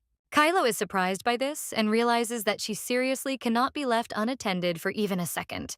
After all, if the princess does something to the sick and makes a fuss, then he will be held responsible. At that very moment, the guy hears someone crying and wonders what the girl did in such a short time, and whether she was just pretending to be calm. But when the commander enters the room, he sees how the lady uses her powers and heals people. One of them says that his hand has returned and that it is a miracle, after which the main character turns to the commander. And he asks if he really came. The people the girl healed thank her and also bless the imperial family. But the main character replies that she simply acted as every knight of the order should act, and followed the commander's instructions, after which people thank Gray and approve that they are both their heroes. The main character then turns to the commander and asks why he was looking for her. The guy claims that there is a problem with the river and now people have no access to drinking water, so he wonders if the lady could clean it. Well, he also says that the lady must have just used up all her strength on such a powerful spell. Agnes approaches the commander at that moment, claiming she feels dizzy. The lady also realizes this is her chance to touch him, after which the guy says that she needs to rest, but the girl screams that no, and she thinks that she should just wait a little, because she can do some cleaning so she can go to the river. The guy then thinks that this is how he understands that if the lady holds on to him all the way, then they will last a long time. After which, he lifts the girl into his arms, which surprises her and makes her wonder what is going on. A little while later, they are already approaching the river, and the headman claims that everything has become even more serious compared to what it was in the morning. The guy says that this is how it is, after which he lowers the lady to the ground and realizes that she has been calmly holding on to him the whole way and seems to be very tired. Judging by the fact that even in this state she's ready to purify the water, the princess has a keen sense of responsibility, but the boy wonders if she's hugging him too tightly. Meanwhile, Agnes thinks she wants to remain frozen like this forever. Kylo then turns to the girl and asks if she can purify the water. The protagonist looks at the red-tinted water and says she thinks it would be difficult to purify such a volume at once. So she'll first focus on the water she needs right now, and then, when she's had a break, she'll eliminate the source of pollution upstream. The girl asks if they could fill the barrels with water. The knights agree and do so, causing the main character to see several barrels in front of her. She begins to use her power and the water purifies. The commander orders the knights to carry the barrels and distribute the water among the people. The main character thinks that, frankly speaking, she was not confident in her abilities, but still cleared everything at once. And the lady wonders if Agnes really possessed such power. At this time, Kylo asks how the lady is feeling because she has turned pale, and the guy wonders if she is feeling dizzy again. Agnes replies that it's a bit heavy, and she thinks they'll have to go back the same way they came. The girl realizes she can legitimately hug her favorite character, but she still wonders if it's normal to feel so dizzy. But at that very moment, the girl begins to fall, and when things start to go dark before her eyes, the lady realizes that she thought she was okay. At that very moment, someone cries out to the princess and orders her to find a place where she can be taken. The main character remembers her past life when several girls passed by her. They asked why she always walked alone. Another girl asks if she doesn't know that her mother cheated on her husband and gave birth to her, and then she left home altogether. Her father is also a famous figure, having drunkenly smashed the windows of every store in the area. Even though her family is so problematic, the girl doesn't apologize to anyone and only looks at her phone every day, even though she has no one to text. Her dark personality makes her feel uneasy and uncomfortable. The protagonist realizes that because of the label placed on her, she's been a loner for several years now, but she still hasn't gotten used to it. However, she understands that Kylo was a loner for the same reason she was. And from the moment she met him, she began to feel less lonely as he worked hard and would do anything for him who became the light in her life. Now the main character opens her eyes and wonders if she has lost consciousness, but she was so happy to hug Kylo that she didn't even notice how exhausted she was. The lady also thinks how much time has passed, but the commander at the same moment asks how she feels. After this, the main character looks at the guy and wonders if he was personally looking after her. Kylo claims that nothing serious happened and she simply fell asleep from fatigue. So after, the lady will rest and begins to prepare because they will immediately go to search the restricted area. The main character then agrees, but thinks that for some reason Kylo seems even colder than yesterday. But in any case, it was nice to see Kylo's face right after waking up. The guy remembers how he was watching over the lady while she slept. When the girl started saying something, the guy wondered if she was having a nightmare, and maybe he should wake her up. But at that very moment, the lady called his name. The guy felt embarrassed after that, and he wondered why the lady had spoken his name. The next day, someone asked if the princess would be okay. After all, she worked so hard for the good of their village. Someone else asks why there were such rumors about the princess. And isn't it because she's famous that they're attacking her? And they know what aristocrats are like. At this moment, the main character emerges from the tent. People immediately surround her, asking how she's feeling. The protagonist wonders how the attitudes of those around her can change so much in just one day. She insists nothing terrible happened because she's perfectly fine. She also thinks she's in a good mood. Well, then Kylo turns to her and asks if the lady has packed all her things and also claims that she looks better. The main character then tells the commander that thanks to him, she's feeling much better, which surprises the boy and then even confirms that they're leaving. As they continue on their way, she assures the boy that for now, the soldiers will protect the shelter and its inhabitants. The Black Knights will search the village and return the house to the local residents. That is the task for today. For reconnaissance, they will split into 2 teams. And Team 1 will consist of Dame Monteros and Sir Craven. And Dame Agnes will go with him. The main character wonders if she'll really be left alone with Kylo. After which, the guy turns to her and the lady peels away. Kylo points to the lady's horse, and he claims that no matter how you look at it, she doesn't look like a fighter. The girl asks if this is true, and the guys then claim it could be dangerous there, so she'll go with him on the mission on horseback. The girl immediately jumps off her horse and agrees, after which she goes to Kylo. When a lady mounts his horse, she mentally tells the horse to wait there because its owner is going on a date. A little while later, the guy claims that they will go on foot from there, and the girl asks if they will search the forest, to which he replies that yes, and there is a high probability that due to their instincts, monsters will hide in the forest. Agnes asks, what's wrong with the horse and what if monsters attack it? The guy replies that it's trained for combat, so a monster won't put it into eternal sleep, and that it will flee if threatened. Agnes sees that Kylo is extending his hand to her, and she knew that he was polite. At this time, the commander is wondering why the girl is smiling and is cursing in his thoughts that he was given the role of a nanny on the mission. Initially, this was Raymond's responsibility. The princess mentioned in his dream puzzled him, but then he understood that his very existence is a nightmare for the princess and she hates him so much. But at that very moment, the guy hears some sound, after which he turns to the lady and asks what it is. At this time, the girl asks if there is anything like mines there by any chance, because it seems like she just stepped on something. When the girl is about to go further, the guy screams at her to wait because she can't take her foot away. But at that very moment, a spell is activated there. At that very moment, they find themselves in a stone room. Kylo says what kind of curse this is, and the main character asks where they are. The commander replies that this is a trap created to imprison demons, and anyone who steps in it ends up there for a while. Agnes realizes she's caused a lot of trouble and asks how long they'll have to be locked in there and whether monsters might appear. The guy replies that monsters won't come, but they'll be there for about half an hour or 20 minutes. If she's lucky, Agnes thinks things aren't as bad as she thought. They won't fall into an eternal sleep from hunger and won't meet monsters, and she'll be alone with Kylo there. So the girl wonders if this is really a unique half-hour experience of being in paradise. So she must take advantage of this opportunity. The girl tells the commander she's feeling a little dizzy and asks if she can lean on him. Yesterday, she was using magic nonstop, and it seems she still hasn't recovered. The guy then realizes he's to blame for her constant use of magic. After which he even says that the lady can, and the girl claims that then she will bother him. And then he leans on him completely. Kylo thinks he's at a loss. Kylo realizes he doesn't like Agnes Saint. She humiliates people because of their origins and also acts arrogantly after gaining the support of the Emperor. Of all the men, she is in love with Raymond Spencer, and he doesn't like any of these points. However, the guy wonders if it's the scent of the flowers in the forest or her body odor. Kylo also wonders if all girls have such soft skin. And what is this warm and gentle scent that he's never encountered before? But then the guy realizes he needs to calm down, and also remembering the faces of hated people. But at the same moment, the main character apologizes to the commander. But he claims her powers have faded, leaving him to rely entirely on himself. The guy only curses in his head, and he also thinks it's hard in another way. Meanwhile, the main character thinks his muscles are so firm. A little while later, this room disappears, and the guy can finally breathe. The main character just thinks that it was too fast and asks the commanders if he is okay.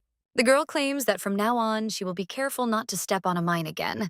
Kylo realizes that the princess is extending her hand to him, after which she claims that they are difficult to notice. After which he wants to offer something else, and the main character asks if he is really offering to carry her in his arms so that she doesn't hit the mine again. The guy is wondering why this keeps happening, and the lady replies that it's a good idea, and she should stock up on energy. If she's supposed to cleanse the river, the guy thinks, so that's it. The princess considers him something like a servant or a cart. Kylo says that he would rather carry her on his back and also thinks that touching the instrument cannot be pleasant. The princess doesn't treat him like a man or even like a person, so this isn't new to him, but he still wonders why this makes him so angry. A little while later, the two approach the source, and the girl claims that the pollution apparently starts from there. Agnes claims that Dame Monteros and Sir Craven passed by there, so she will begin the cleansing there. The main character understands that the scale is incomparable to yesterday's, so she wonders if she can clean it all up alone. She will still use the power of the magic stone after all it's worth testing. The lady points her weapon at the source. Then he fires it. The water begins to rise and then changes color entirely. Kylo says it's amazing, and the main character looking at the clean river wonders if she really did it. At the same moment, someone else turns to the commander, and when he turns around, he sees other members of the order in the red liquid. At this time, the main character screams and wonders why they are in this state again. A little while later, the two wash up, and Victor claims the monsters kept coming one after another, so it was a glorious hunt. Anna says it was so much fun because even on the battlefield, she's never experienced such pleasure. The protagonist realizes they're talking about the fight as if it were a children's cafe. Kylo then asks if they found the source of the contamination. The girl replies that yes, the surviving monsters are collecting the undead bodies of their relatives, setting up camp and performing a resurrection ritual. There's a lot of red liquid there. The guy says that it is clear, after which everyone claims that these two are great and also suggests finishing with demining the village and they will return. However, the Knights of the Black Order did not know that the mines collected that day had been stolen by someone. At this point, the main character thinks she'll be locked up alone with Kylo again. A short time later, the villagers thank the Knights for reclaiming their village. They thank both the Black Knights and the soldiers and also say that may God's blessing forever remain with the Knights of the Black Order. A little while later, one of the knights says that the Imperial Castle is visible. The girl says that the hike is finally over and the trip wasn't so bad. Her interlocutor at this time tells the lady to look the other way, because it looks like the White Knights have just returned. The girl claims that they must have had a mission near the capital, but wonders why they are riding in carriages. At that moment, the saint gets out of the carriage and asks if this is Sir Kylo Gray. Well, the guy just looks at her coldly, although he had that expression on his face initially. The lady immediately says that she is scared, and Hugo asks the saint if she is okay. The girl replies that yes, and everything is fine. She just thinks she was a little confused by the commander's serious expression. After all, she only ever meets friendly knights. The main character wonders what this farce is all about. And is the girl really unhappy that the guy didn't bow down to her? Agnes understands that she doesn't hate Liliana. On the contrary, one might find her obvious pretense endearing. Meanwhile, Liliana asks the princess if she's there too, and he asks if she's returning from her mission. But the main character asks after that, did she really give this girl permission to open her mouth? Agnes wonders if she really wants to touch her Kylo, who is number one. The brunette is surprised by this and asks what the lady is talking about, and the girl replies that it is according to the laws of the Empire. A person of lower status is not allowed to speak first to a person of higher status. It seems the girl couldn't remember even such a simple rule. Liliana apologizes but asks if there wasn't an order from His Majesty, that while the princess is in the form of a knight, she should be treated as a simple member of the order. The main character replies that His Majesty gave this order to only one person, and that is Sir Kylo Gray. Therefore, she wonders whether the saint really wants to desecrate the honor of the imperial family by distorting His Majesty's order. Kylo, observing the lady, softens his gaze slightly. Agnes asserts that looking at a man belonging to the Order's knights, and the one who carries out the tasks but is not familiar with the laws of the Empire, comes to a clear understanding of that, how irresponsible his boss is. The blonde is surprised and the girl just moves on. At this time, one of the knights says that although the saint made a mistake, he asks if this is not too much. Even Sir Spencer got it, even though he had nothing to do with it. The guy thinks everything's clear now. After all, in revenge for his rejection of her feelings, the princess wants to tarnish his honor. The boy wonders if this was also the reason for the spread of such absurd rumors as verbal abuse. And besides, that expression makes him uncomfortable. Raymond tells them to hurry because they're returning to the castle, to which the knights agree. After this, the girl approached the emperor and claimed that she, being a member of the Order of the Black Knights, had returned having completed the task given by His Majesty the Emperor. The lady reported to the emperor about her safe return, and due to the emperor's excessive care, she was forbidden to leave the palace for some time. While she was away on a mission, the maids, as expected, went on leave to their homeland to react to the results of the activities of the Knights of the Black Order in the SP3 area and what happened at the gate. She learned this a few days after her return. One of the maids asked Her Highness if everything had gone well, while another claimed she'd heard the lady had had a very difficult time. At this time, the main character asks where Daisy is, to which one of the maids replies that she will arrive next week. At this time, the maids exchange glances because a couple of days ago, someone told them that the Black and White Knights met at the gate. This girl also asked if they knew what the princess had done since she had publicly pointed out the erring saint, and she blames Sir Spencer for it. The saint had misunderstood His Majesty's instructions or something to that effect. But frankly, after what happened to the saint, she felt much better because men exalt her because she was once a commoner. The maid wondered if the princess had really done that to Sir Spencer. And this is the most fascinating gossip all year. Now, one of the maids says she heard about it. On her way back, the lady encountered the Knights of the White Order, and did the lady scold Sir Spencer for some saintly oversight? The protagonist replies that indeed, subordinates' mistakes are due to the carelessness of their superiors. The lady with purple hair asks if everything is all right with the lady. After all, she met Sir Spencer for the first time after that incident. But the main character asks how she can be okay, because every time she looks into his eyes, it feels like her heart is pierced by a knife. Agnes also wonders when she will be able to stop pretending to be a rejected girl. She also claims that she doesn't want to talk about Sir Spencer, and one of the maids says, of course. The girl also claims that at a meeting held near the SP3 area, she heard about the lady's feat. After all, they said there that Princess Agnes, with one wave of her hand, cleared all the mountains and rivers in the area. She also healed hundreds of the sick. The fairest and bravest knights of the Black Order saved the village from the monsters. The maid claims that people say that, and it's so amazing. The main character wonders if they're really saying that about her. She also wonders what this all means. The girl understands that even though people have prejudices about the Knights of the Black Order, but they were a great help to the villagers. As an apology, the villagers began spreading slightly exaggerated stories of their exploits. Now, the maid is telling one of the stories, and the main character wonders if they exaggerated too much. And soon this rumor caused a great stir throughout the empire among aristocrats in whose families there was a son. Everyone understood that this was a chance to become related to the imperial family, which is given only once.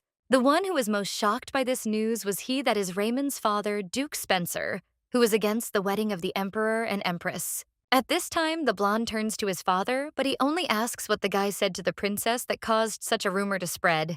And didn't he tell him that the guy would regret it because he should be grateful that the most noble girl in the entire empire was in love with him? It would be great if they were friends like brother and sister, as it was in childhood. But at the same moment, the guy tells his father to stop because he clearly said that he would never marry the princess. After which, he leaves everything, and the man understands that this guy, not a hint, does not know how to look into the future. Raymond, walking down the corridor, realizes that as a child, his father missed out on his first love, deceived by false hopes of intimacy. He married his mother because she reminded him of this girl, and his mother dedicated her whole life to winning his heart. And the only daughter that her father misses when he drinks is Agnes, a child who does as she pleases. Because she loved him and always went to see him, he perceived her as a sweet and charming little sister. Until that very day, everything was fine. The young man asked if they were saying he should go there right now, to which the butler replied yes, and the princess said they had agreed. A little while ago, Raymond claimed that when raindrops hit the pond, a frog fairy appears. Even after that, the main character suggested that they definitely come and play there on a rainy day. It was an empty and childish promise given in jest, but the guy claimed that since his mother left for her homeland, there was no news from her, and in such weather the monsters become stronger, so the guy asked if he could at least wait for news that his mother had arrived safely. Well, then the butler said that the princess said that if he did not keep his promise, he would face severe punishment. And if he does not bring the gentleman, then he will also, after which the guy claimed that he understood.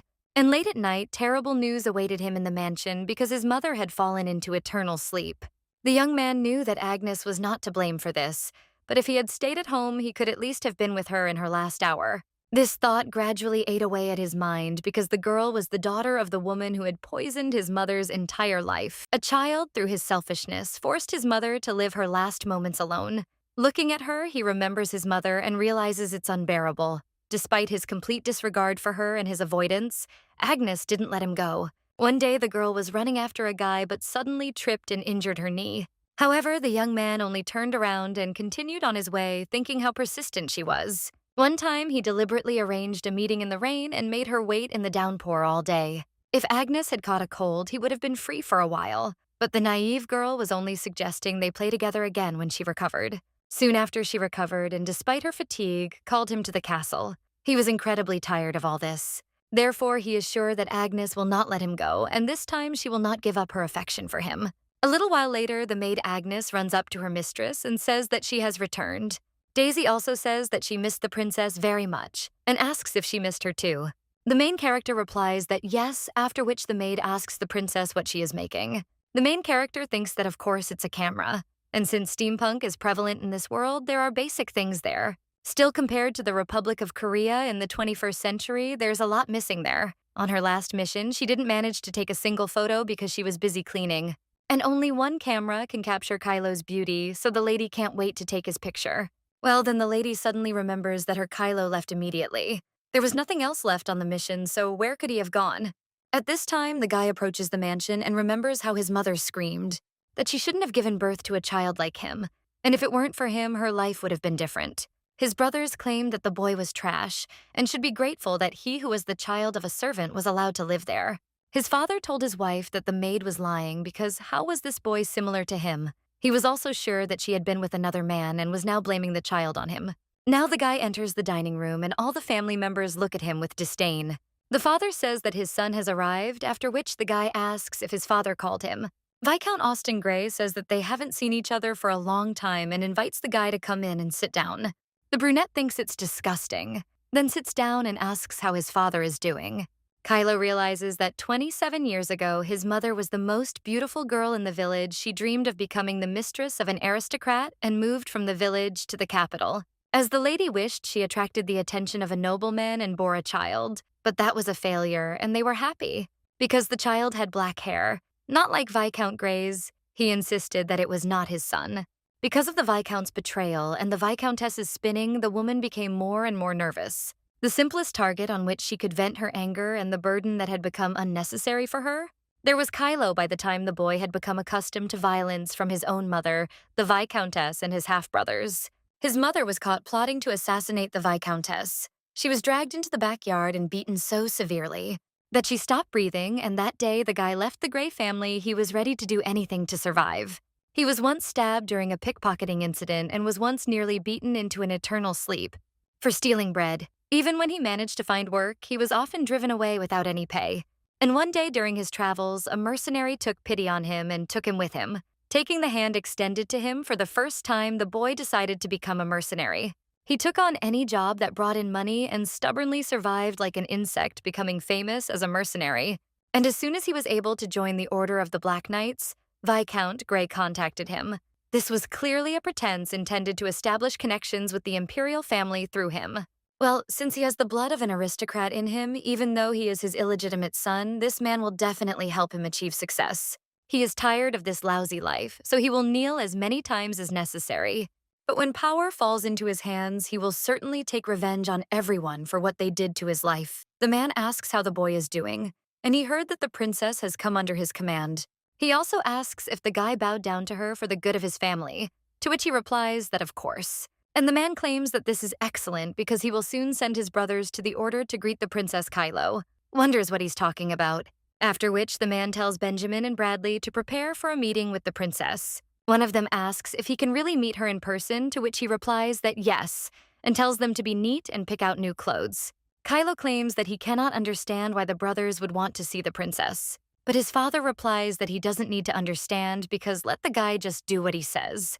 The young man is an illegitimate son and wants to turn a blind eye to the fact that he was favored enough to be able to bear their family name. At this point, the guy understands that it is not time yet, so he needs to be patient, after which he says, no. The man says that this is good, and his daughter turns to her mother and asks if she too can meet the princess, but the woman tells the girl to sit quietly. But the little girl asks why you live. She also wants to go and asks to take her at least to the tea party. The man says, dear, if you think about it, it's already been a few days since the beginning of the social season. And he wondered if anyone had invited her yet. He'd heard that Mrs. Ross was preparing to attend the Marchioness Melville's party with them, but in any case, she should do everything right. He didn't want to be the only one struggling in this family. They say that the princess is returning to high society, and does the woman really want her sons to miss the opportunity to become the emperor's sons-in-law? Kylo is shocked by these words, after which he remembers this lady, and then he keeps asking his father what he just said. The man then asks Kylo what's wrong, but he sits back down and says that nothing is wrong. After all, he hadn't heard of Her Highness returning to high society, and he wondered if this was true. The man replies that yes, and she has already attended social events twice. At this time, one of the maids turns to the princess and says that she is incredibly sweet. The main character asks if this is true and understands that her reputation in the capital has recently improved, so it's time to try harder at social events, and she shouldn't miss such an opportunity. The lady is going to a charity party organized by the Marchioness Melville. The girl chooses aristocratic events mainly aimed at charity, because this is an opportunity to show herself as a role model, what the aristocrats like so much, and it is also aimed at the ladies present today. So she prepared such a cute outfit as if she was a young lady going out for the first time. But at first, she can't think of anything else to give away, other than jewelry, and jewelry probably won't do much to shed her image of a luxurious princess. But then the main character thinks about something else and then gets ready to go somewhere. The maid asks where the princess is going. She replies that she's going to deliver something to the palace, so she'll be back soon. Agnes realizes she'll be shaking out her brother's wallet. Kylo, meanwhile, is sitting at the table picking at his food, after which his father asks if the boy has no appetite. He replies that he doesn't. After which, the man tells his wife to tell the chef to cook Kylo's favorite food next time. The woman agrees while the guy wonders why he reacted that way. And he always had to endure humiliation both from his family and from strangers. And when someone stood on his side for the first time, he was so happy that at that moment, he could even believe that this girl was an angel, but how could someone like him compare to his brothers? That's why he's even afraid to imagine it. Raymond Spencer is perfect in everything. He can definitely become a part of this noble and beautiful picture, so how can someone like him stand nearby? The guy thinks that this is true, and he just feels sorry for the princess who is targeted by such people. He gets angry at those who chatter without understanding what is what, and the reason for his behavior is only this. At this time, the main character looks at the books and realizes that they are all new, and it is also obvious that they were put there only to appear smarter. But at that very moment, the lady's brother enters the room and asks what she is doing in the room without its owner. Agnes claims he's also visited her without permission before and wonders why he's reacting this way. She wonders if her brother thinks she'll keep quiet. But the guy insists she's rummaging around in the office where he handles government affairs, and he can't help but get angry. Agnes insists that she needs his advice anyway. The guy asks what she's talking about. The lady replies that she's going to the Marquise's charity event but has nothing to donate. Demian asks if she has any jewelry left, to which the lady replies that they are not quite suitable since it is obvious that donating jewelry is boring. At this time, the guy is wondering if the one who cries with joy since childhood when you give her jewelry calls them boring. The girl replies that this event will be attended by people with deep knowledge of art, so she came to him for advice since he is her older brother. The lady also asks if he doesn't have anything either. The guy then tells her to wait and then takes out some book and claims that it is a collection of poems. They were written by the poet Grandel 100 years ago, so culture lovers cannot help but dream of something similar. The Marchioness Melville is a lady of high repute, and with age, she finally made the right choice. The protagonist thanks her brother, but wonders why he would give her such a valuable thing, considering he speaks like an old man. Meanwhile, Damien insists that Raymond Spencer would be happy too, but Agnes wonders why he suddenly brought him up. Her brother insists that since the lady is there, they can have tea and that he'll have a nice guest soon, but Agnes replies that no, she has to go. At that moment, one of the servants announces that Sir Spencer has arrived, and the young man tells him to hurry up and pass. The protagonist thinks she knew it all along, but be that as it may, she no longer needs his help. Agnes heads for the door and claims that she is very busy preparing for the party, so she needs to go. But the guy then asks why and whether she is really embarrassed, to which the girl thinks that she is not at all. But when she opens the door, she meets Sir Spencer there, after which she exchanges glances with him. But then she presses her lips together and walks past him. The young lady's brother says that it looks like Agnes is truly very upset with him, but the blonde just stands there lost in his thoughts, after which Demian turns to him again. And the boy tells His Highness that he's listening. Damian then asserts that he'll ask Raymond Spencer as he's his friend. Does he really hate his sister that much? The boy realizes that normally he would immediately answer that he does. But now he's wondering why the girl seemed different to him because her look was full of pain. And the look in his mother's eyes, who had watched his father's movements all her life, seemed so similar. The boy swore he would never live like his father. However, he had a nagging premonition that he would break this promise. The Marquis of Melville had 2 sons. One of them is the heir and member of the Order of the White Knights, who is rumored to be a libertine, Sirius Melville. And the second is an illegitimate member of the Black Knights, who is currently on mission Rubus Melville. Since the Marquis registered his illegitimate son as the adopted child of his younger brother, the relationship between the spouses deteriorated. After the Marchioness Melville sent her husband to their possessions, she took control of the family and the capital into her own hands. At this time, the main character thanks the Marquise for the invitation, and the woman replies that she is honored that the lady has come to such an unsightly place. The lady at the table wonders if the princess really came alone and even without a maid. And another lady realizes that she even said hello formally. Another lady thinks that the girl has really matured, and the main character says that the Marquise's garden is even more beautiful than they say. Agnes, when she claimed that Sir Spencer's reputation had led to less money being allocated to the army, she will have to put in a little more effort, and in particular, it is obvious that they are trying to test her. The Marquise at this time claims that she is worried whether the ladies will be interested in being together where only older women have gathered. Another one says that the ribbons in the princess's hair today are simply lovely and remind her of her daughter on the day of her debut in high society.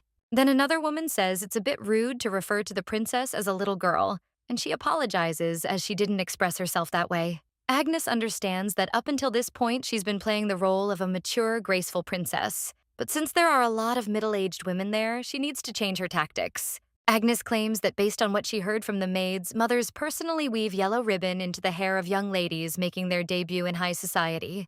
She also really wanted to have a hairstyle like that someday. And besides, when she talks to them, it's like she's talking to her mother, so she feels so calm and happy.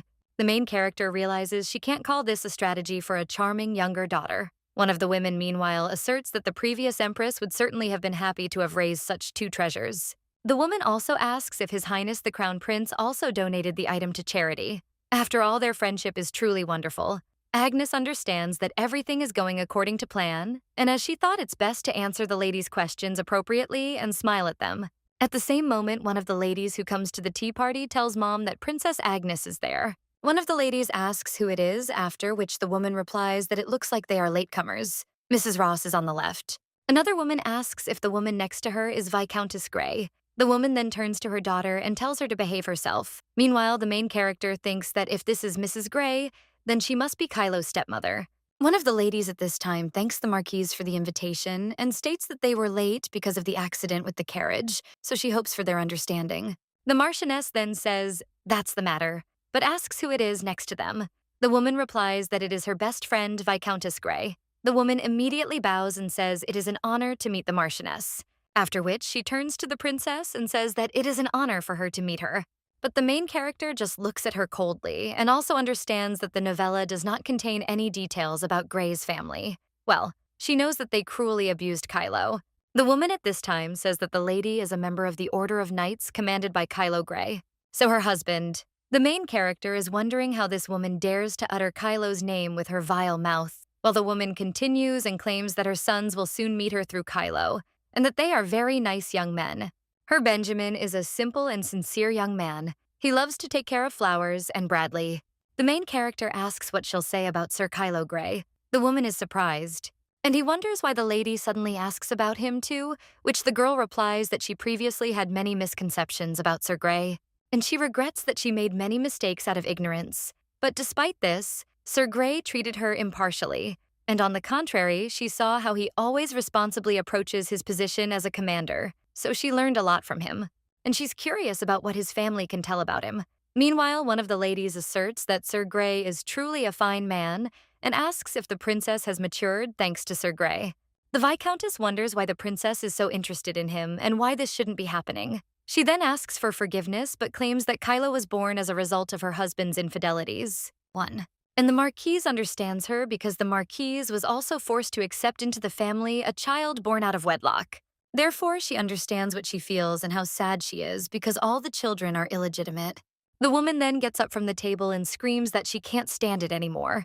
Therefore, let the lady leave her party immediately. The Viscountess is surprised by this, but the Marquise turns to the butler and orders him to send the three away immediately. A little while later, the woman realizes that the party has ended in the worst possible way.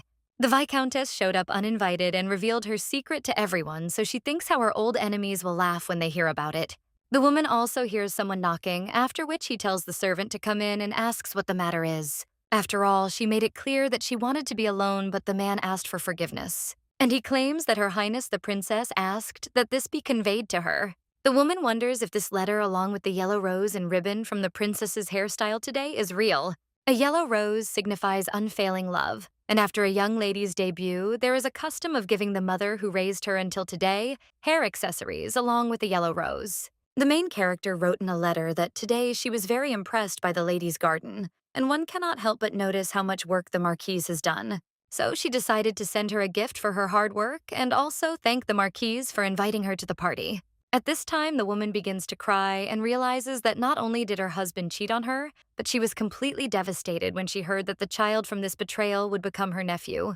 However, she couldn't give up the mansion reputation and beloved son she'd created. Although it was very difficult for her, she couldn't show it. There was no one who could console her who never showed her feelings, and for her, this letter became the first consolation. A little while later, the main character is heading in a carriage and realizes that even if you think about it carefully, it still seems ridiculous. Because how dare this woman touch her Kylo?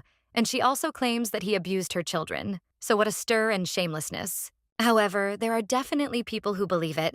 That day, the main character rose from the table, and she insisted that if anyone mentioned what had happened, they would be severely punished. Togo had clearly outlined the next steps, but in any case, it seems she had secured the support of an influential figure in society, namely the Marchioness of Melville, and there was no longer any reason to worry about her reputation.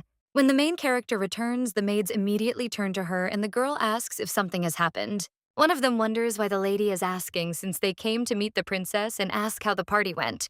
Agnes, meanwhile, feels certain they've come for another purpose. One of the maids asks if the mistress has heard the news. His Highness the Crown Prince has chosen Lady Diana Renew as his partner. The main character asks what they are talking about, and one of the ladies replies that of course it is about the festive ball at the festival, in honor of the founding of the empire, after which she asks who the princess will attend it with. At this time, the girl thinks about the ball at the festival and understands that this is the main theme. A little while later, Kylo asks what the matter with Lady Saint is. The main character is already imagining how she will jump on him and say that she missed him. But now she only claims that she is interested in knowing when her next mission will take place, and according to the schedule, everyone except her participates in all missions. The guy claims that she won't have any tasks for a while, and the girl asks if it's because of the festival in honor of the founding of the Empire. Kylo replies that this is true, and the main character thinks that she wants to be with Kylo more than to go to some festival. But since she is a princess, she is tied hand and foot. Agnes asks if the commander will also go to the ball. Agnes realizes that the guy never appeared in the chapters that took place in the ballroom. So initially, she was going to go with Damien, but he had already decided to go with his childhood friend, and this was her chance to propose to Kylo. The guy then claims he doesn't know why the lady is asking, and the main character wonders why he suddenly reacted like that. After which, she mentions that the reason why Kylo doesn't attend balls is because of her. One day, a girl asked if it would be wrong to ban commoners and illegitimate children from attending balls since they were dirty. Kylo claims that if she needs a dirty bastard and a child to laugh at in the ballroom, then he is happy to go as her servant. And then the girl replies that this is not the case. And he asks if she will be able to participate in missions after the festival ends, to which he replies that most likely. And then the main character replies that she would like him to go on all missions with her, and asks if this is possible. The guy is surprised by this, but then turns away and says, yes, and also if she has nothing else to say. He would prefer that she leave. The main character is shocked, wondering if he's really driving her away because she's boring him. The girl leaves and wishes the commander goodnight. Agnes understands that she still thought that they had become much closer, and it seems she spoiled Katslow's mood by starting a conversation about the ball. The girl also wonders when she'll be able to establish a relationship with him. Meanwhile, the boy remains alone in the room and recalls how his father said that his older brothers would soon come to the order to meet the princess. He also asked his wife if she really wanted to miss the chance for one of his sons to become the emperor's son-in-law. Now the guy bangs on the window and then sighs. Meanwhile, the main character continues on her way, wondering what she'll do with her partner at the ball. In the novella, the princess dragged Raymond along and begged him to dance with her. But after she ran away in tears, war broke out between Hazel and the saint, because Raymond is alone. But the main character thinks there's no way she'll go with Raymond. However, being alone would put her reputation at risk. Most decent men must have already found partners, so the lady wonders what to do. A little while later, a boy with blonde hair asks the princess to give him the chance to accompany her to this ball. The main character wonders why he came to her. And even though Sirius is crazy about girls, he knows how not to cross the line and has never flirted with her. So the main character wonders why he's acting this way now. The guy claims that the lady supported his mother when she encountered difficulties during a charity event, and he was told that the lady also made sure rumors about what happened didn't spread. Therefore, if she allows it, he would like to repay her at the festival for this skill. Meanwhile, the main character wonders if the Marquise pressured Sirius into asking her to be his partner. She took care to keep the rumors quiet, not for the Marquise's sake, but for Kylo's. But it still turned out well for her. After which, the main character agrees, and the guy wonders if everything is really that simple. Sirius replies that it is an honor for him, and also asks what color dress the lady plans to wear that day. At this time, the guy thinks about this color and wonders if Princess Agnes's eyes were really that beautiful. To tell the truth, before he arrived at the palace with the princess at the insistence of his mother, he was not in the best mood because although Princess Agnes was beautiful, she was not to his taste due to her pretentious image, and besides, she could not forget about Raymond. Of course, and maybe that's even a good thing.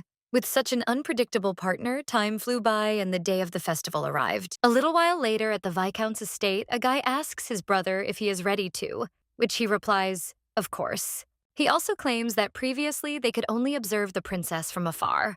However, today everything will be different. Thanks to Kylo Gray, they can already imagine how the lady will claim that she never expected such a despised man to have a worthy older brother. Then someone else asks if he is afraid of competition, to which his brother replies that he himself is apparently afraid. At this time, the woman thinks that if a rumor spreads that she was kicked out of that party, then her presence in high society will definitely be forbidden, and maybe even her husband will demand a divorce. However, the princess for her own sake did not allow the rumors to spread, but there was still cause for concern. So the woman asks if Kylo will introduce the boys to the princess. One of them then asks his mother if something happened, and the woman replies that he said that he would prepare places for them, but he still hasn't contacted them, so she doesn't like it. A short time later, someone tells the people to greet Her Highness Princess Agnes and Sir Melville. Meanwhile, someone says that today the princess's dress looks very modest, and doesn't this show that she is so confident in her beauty? One of the ladies at this time bites her handkerchief and says that she has gone from Sir Spencer to Sir Melville. One of the knights drinks wine and says that this rake has come with a princess after all. One of the nobles claims he thought the lady would end up alone, but her partner was Sirius Melville. They are a good match in many ways, being a time bomb and a playboy. Someone else says that it turns out that the lady really did finish with Sir Spencer, and Sirius understands that if you think about it like that, who did Raymond come with? After which he looks in his direction and realizes that this guy is paired with Hazel Devon. Well, when the blonde and every man in the Empire, including him, at least once felt inferior to Raymond Spencer. However, even though he is attractive, he is a very bad person because a man should know how to make a girl happy. Such a beautiful person is running after him, and he never even looked at her, so he is incredibly rude. In his place, he would never have treated the princess so coldly, and they could have lived happily married. And having built a wonderful family, Raymond had every opportunity. Meanwhile, the main character only thinks about how to see Kylo. A little while later, one of the ladies turns to the princess and says that it was a truly beautiful dance because Sir Melville could not take his eyes off her. One of the ladies at this point turns to the princess and asks if she could dance just once with her brother, because then perhaps he'll fall in love with her and forget about the saint. So the maid asks what the girl is saying, and another wonders if Sir Rodion isn't a fool who thinks only of the saint. One of the maids at this time looks at the princess drinking wine and then claims that she can explain like this. The drink isn't too strong, but it's still not safe to drink that much. Agnes understands that alcohol has caused more than one incident, but she's so bored she's wondering what to do. The only thing you can see there is the quarrel between Hazel and the saint, after which the main character looks in their direction. And she realizes that the action is beginning, so she has to go.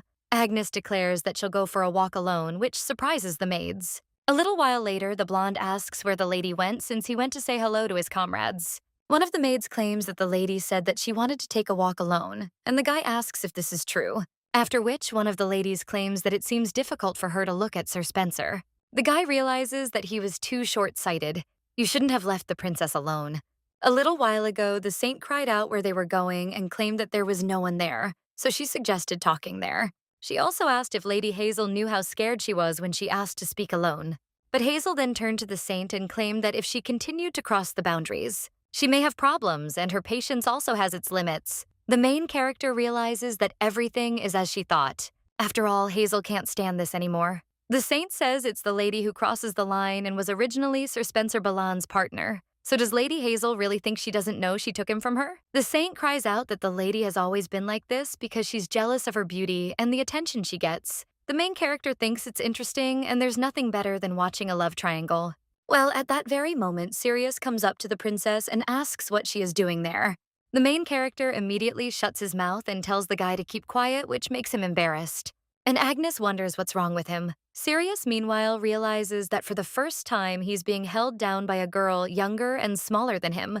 Well, he still thinks why he doesn't want to resist and perhaps meet her. After so many wanderings, the boy also turns to the princess and begins to approach her. Well, the main character at that very moment returns to her observer position and wonders where these two are going. She also tells the guy not to follow her, but to return to the banquet hall because this is an order to which he agrees, and the girl thinks why this sounds so terrible. A little while later, she goes further and thinks where the saint and Hazel are. She looks in one direction and realizes that it seems they went there. But at that very moment, someone turns to the lady and claims that she noticed that someone was eavesdropping on them. And it turned out to be a Princess Agnes notes that she couldn't miss such a fascinating spectacle. Afterwards, Hazel asks if she liked it. Agnes replies that she hoped so, but unfortunately, she didn't get to hear everything. Hazel says that this is how the main character understands that she considered the girl wayward.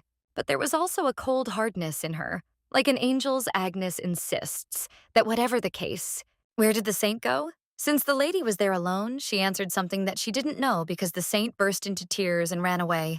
She must have rushed to her admirer. Agnes knows she doesn't need to ask since it's already clear which admirer she's headed to.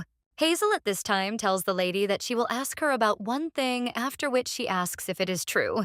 The lady has given up hope of reciprocity from Raymond Spencer. Meanwhile, the main character is at the Cape cursing him. She turns around and says that it is true because she is tired of the pain that he causes her. So if she hears even one more question like that, the questioner's head will roll. Agnes simply wishes to be left alone. Well, then she hears the lady claim that she made the right decision because Raymond Spencer She truly hates her. The main character wonders if this girl is taking out her anger on her after her conversation with the saint and has decided to quarrel with her. Well, then she decides to simply ignore her and leaves. A little while later, the lady leans against a column, and she realizes she's not feeling well. She thinks it's time to go back. But why is she feeling so dizzy? And could she have overindulged in alcohol? At that moment, the main character hears someone shouting her name and asking where the princess is. Agnes thinks she's been gone too long. But when she is about to respond, she suddenly stops and realizes that she does not want to return to the banquet. There is a bright light from the chandelier and mountains of delicious food. Everyone is looking at her and applauding. But Kylo isn't there. The girl was reborn in this world and has lived according to the novel's dictates until now. All this was for the sake of the Blue One, so she does not need a banquet that only he cannot enjoy. Everyone judges him and says that the guy is obsessed with power. Well, she is so lonely without him. The girl knows that he just wants at least someone to recognize him, so she will be there. Damien, meanwhile, is at the banquet, after which he looks at Sirius. He also addresses Diana, and he tells her to look, because this is the first time he sees Sirius alone at a party. So how can this libertine be alone? The girl says that it is true, and he never leaves the girl's side, after which the main character's brother wonders if he has really pulled himself together. But he doesn't understand why. And then he remembers how this guy came with his sister, and wonders if it's because of this. At this point, Raymond approaches them and asks what they're thinking about. Damien says, Sir Raymond is very helpful. After all, he wants to ask him what he will say about Sir Sirius Melville as a candidate for the role of husband for their Agnes. Raymond is surprised after this and asks if His Highness is joking. Why is Damien so debauched? He's otherwise an ideal husband from a good family and gallant. Something must have happened between them for them to come together. But Raymond asks what could have happened between them. Damien claims the situation is different there, that they are no longer in the same order, and that they are not as close. And is being interested in the absolute opposite after a broken heart and accident? If they actually get married, then Sirius's frivolity will no longer be a problem, because no girl will dare to look at the princess's husband. Damien says it would be a good idea to think about it, but Raymond just remains silent.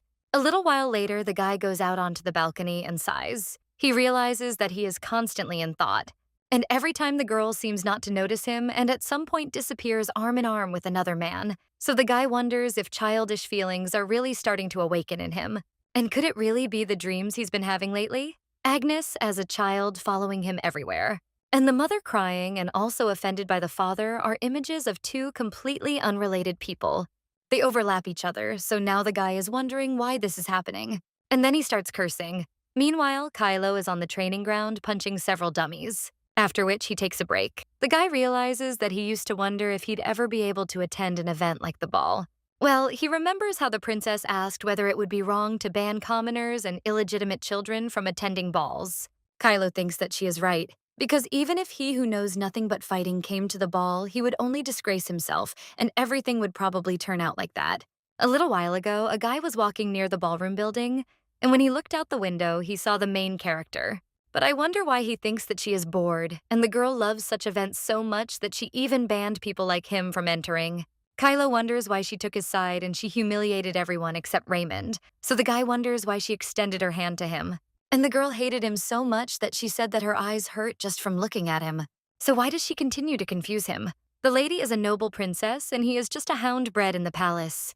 And when the emperor revokes his order, even this dizzying aroma will never overtake him again. Well, at that very moment, the guy notices someone approaching and wonders who came there at such an hour. Well, then, he actually sees the main character and also wonders why she came there. At this moment, the girl starts to fall to the floor and the guy immediately runs up to grab her. Agnes thinks that she is all sweaty, and it looks like she was so drunk that she didn't even notice. Then the main character raises her hand and apologizes. The guy wonders if she's really going to hit him for daring to touch her with dirty hands, but she will slap him and he will have nothing to say. But at that very moment, the main character puts her hand on his cheek and then brings him closer to her, and he kisses her. The guy is shocked and embarrassed after this, but Agnes begins to fall asleep, after which they completely fall on him, and the guy wonders if she really confused him with Raymond Spencer. A little while later, the main character wakes up and thinks about how she got home yesterday. But yesterday she was drunk and looking for Kylo and doesn't remember anything after she saw him on the training ground. The girl also rings the bell, and at the same moment the maid comes in and asks if Her Highness called her, and also whether to prepare her morning outfit, to which the girl replies that yes and asserts that she wants to ask how she returned to the palace yesterday. The woman replies that about this, Sir Kylo Gray brought her and met the lady when she disappeared from the ball near the building of the Knightly Order. The main character asks if he brought her on his back, to which the woman replies no, and he carried her in his arms. It was very gallant. The main character is shocked after this and wonders how she could have forgotten how her beloved hugged her and how she will never touch alcohol again. The girl can't even imagine that something more serious has happened. A little while later, she is already sitting in the garden and realizes that after the end of the festival, her relationship with Kylo has undergone a slight change. When the main character asked the knight where Sir Grey was, he only claimed that he had just left. The lady also asked other members of the order, but they also claimed that the commander was there a few minutes ago. When the main character saw that Kylo was leaving, she addressed him with a greeting, but the guy pretended not to hear her. So the girl realizes that one thing is clear. Kylo is avoiding her. He hated her from the start, but at least they saw each other. Agnes wonders if she made some mistake at the ball and touched him or said something terrible. At this time, the main character notices something else, after which she says that the drone has returned. Agnes understands that in the novel there were patrol drones, but this particular one was a reworked idea and was not intended for patrolling. The lady produces something from the drone and realizes that this is her fantastic equipment. The lady told the head of security that he was needed to monitor training and would only film in public places. Now the main character looks at the magnificent painting and thinks that it could drive her crazy, and the beauty pieced together from the commander's remains must be passed on to his descendants as a fortune. But then the main character wonders how she's any different from a crazy fan. At the same time, she thinks that hardships and adversity are a part of being a true fan, so she can't stop.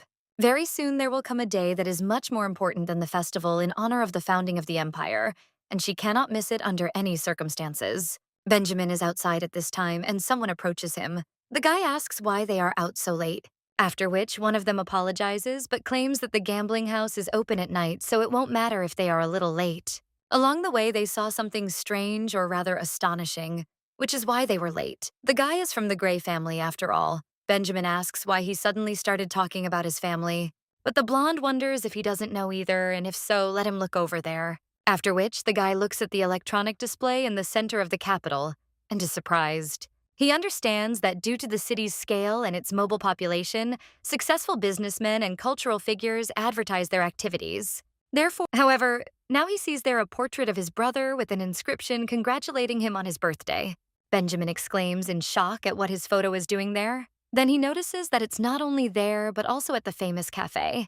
Benjamin can't believe this bastard is being congratulated on his birthday by his dream partner, and what kind of idiot came up with this idea? He insists everything is off and let the guys decide for themselves whether to go to the gambling club or go home. The boys turn to their friend again, but he doesn't listen to them and furiously heads home.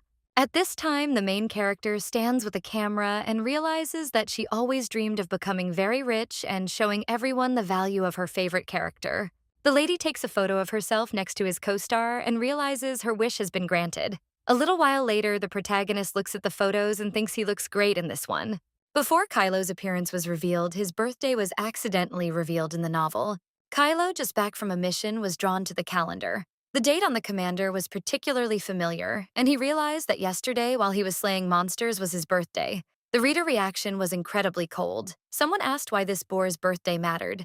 And the important thing is that Kylo wants to be loved, so he probably really liked it. She also hopes that he will feel at ease. A little while later, Anna asks if the lady wants to know about the commander. After all, but then the girl asks what the lady is doing and if it is physical exercise. The protagonist thinks that Kylo was the only one who didn't see those banners, and it was all in vain. Lady also thinks she knew this path would be thorny, but she understands that she needs to pull herself together. A little while later, the Viscount throws down his mug and screams, "What kind of announcements were those?" It's obvious that someone decided to humiliate him. At this point, the woman asks if her husband knows what everyone is whispering about, and that the Viscount, with the goal of lowering the morale of his wife, has hung up posters congratulating his illegitimate son on his birthday. The man claims that these are just rumors and she doesn't believe them because how can their family afford such a thing? He also asks her if she has any idea who could have done this. The woman replies that it must be the Marquise, as she clearly harbors a grudge against her after the charity event. Well then, one of her sons replies that this is not true and asks his mother if it wasn't Kylo himself who staged this performance. After all, he said that he would introduce them to the princess, but so far nothing has been heard from him and he didn't even show up at the festival. Therefore, he probably does not intend to keep his promise and certainly wants to disgrace their family. The man thinks that this is exactly how it is because no matter how much he thought about it, only Kylo would decide on such a thing. But he was patriotic all the money the guy earned while he was a mercenary, and he could not afford such luxury. At this point, one of the sons claims he's sure this guy sold their name. The man asks what he's talking about, and Benjamin wonders if it's not obvious that his father has been generous to him lately, so he was able to borrow money in their name. After all, this was the only way he could get such a large sum, after which the man thinks what a scoundrel this guy is. And for the sake of the position of commander, he did not even spare his family reputation. That's how he plunged a knife into the back, after which the man believes that soon he will have to see him in the imperial palace. A short time later, the protagonist follows her brother and realizes he recently told people to come to his office immediately. Agnes realizes she intended to come immediately when Demian called her. But she still thinks why she is making such a fuss and how it could interrupt her pleasant leisure time. And besides, she looks at the guy next to her and thinks why he is the one accompanying her. Joshua is Raymond's biggest fan and has a particular respect for him. He also particularly hates the princess who is annoying Raymond. And even now, he's probably mentally scolding her. Agnes thinks she can't believe he was assigned to guard her and wonders what this boy is up to. But at that very moment, the girl sees someone else and hides behind the knight. He asks the princess what she's doing. Well, the main character sees Raymond entering the room, after which everyone understands that she was wondering why her brother suddenly called her. It turns out he wanted to force her to meet Raymond again, after which the girl says she thinks she should come a little later. The knight asks what she's talking about since His Highness invited her. But Agnes replies that she does not want to see Sir Spencer now because if he is around, strange rumors may start about him again. Agnes thinks that she does not want unnecessary rumors to circulate about her and Raymond again. And she asks if the knight understands this, and asks him to convey this to her brother. The guy only remains silent in response to this, and then completely realizes that he thought the lady wanted to attract the commander's attention by repeatedly spreading strange rumors. But apparently, she is not seeking his attention, but is afraid of him. So the guy wonders if the talk about her giving up is really true. A little while later, the two hear someone knocking on the door, and His Highness tells the person to come in. Then a knight enters, and Demian asks where his sister is. The knight replies that she has urgent business, so she'll come see him next time. The guy then says that's how he understands that he scheduled a follow-up meeting with Raymond to make sure the girl has truly given in. The prince also says that if the guy has nothing more to say, he can go. And when he leaves, Demian turns to Raymond and asks if he did what he asked him to do. The guy replies that yes, after which he puts a stack of papers on the table and claims that this is a list of girls with whom Sirius Melville communicates. The guy then asks if these are all the girls' lists.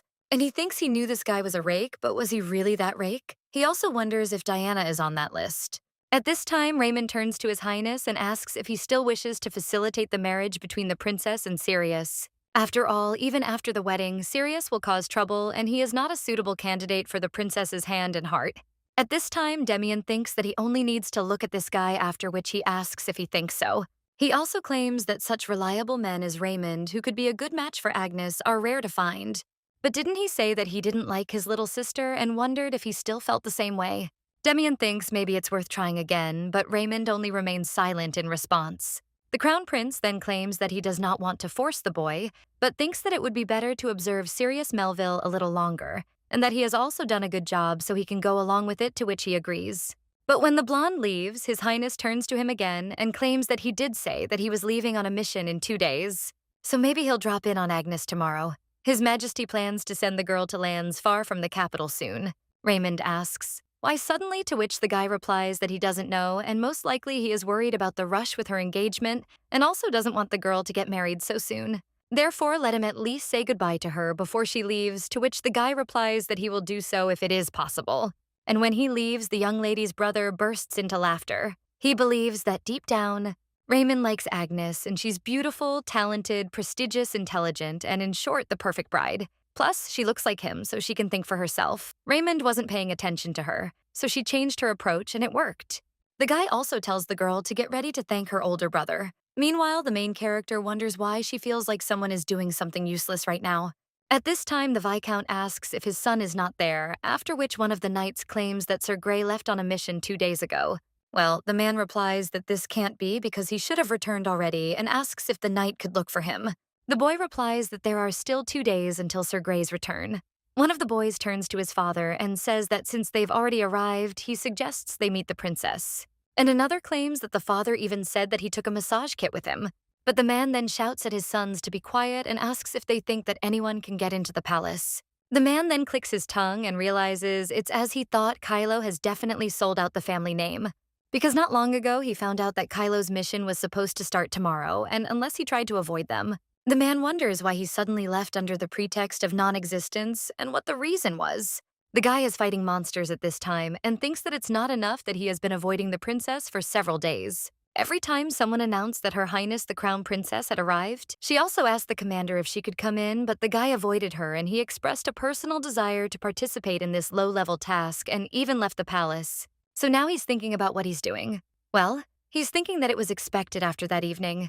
He just doesn't have the courage to meet the princess because just the thought of her. He mixes feelings of shame and awkwardness inside him, which makes his heart beat faster. And the girl found in him a replacement for Raymond. The guy is so angry at himself for having such feelings. And besides, what should he do if the princess remembers this incident?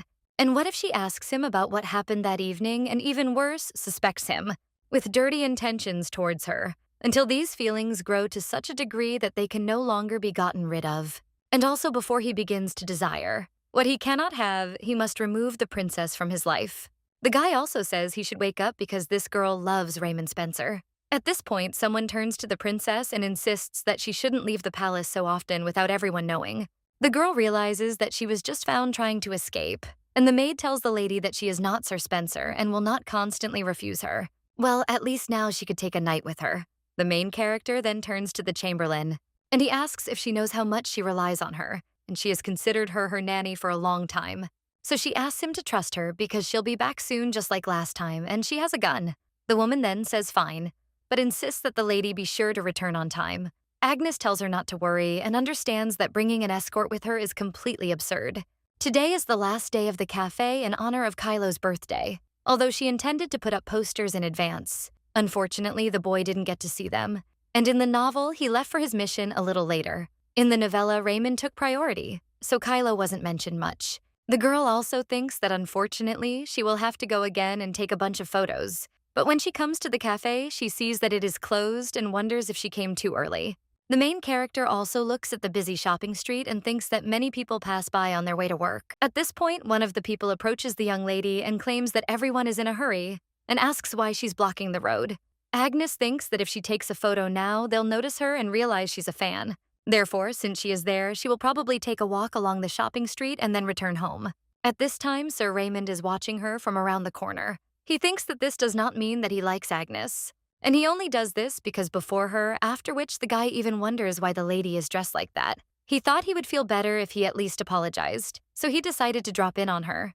But he would never have thought that a lady would take such a risk leaving the palace alone, and if something happened to her, then her subordinates will be held responsible for this. And he wonders if the lady really secretly left the palace just to take a stroll along the shopping street. Agnes has always been like this, and she constantly wanders around the palace and also says that she should go to him, but eventually disappears. And when he barely found her at the edge of the forest on the opposite side from the palace, he saw how the lady spoke with a completely serene expression on her face. Then he was extremely angry and thought that the lady had at least matured a little, but it seems he was wrong.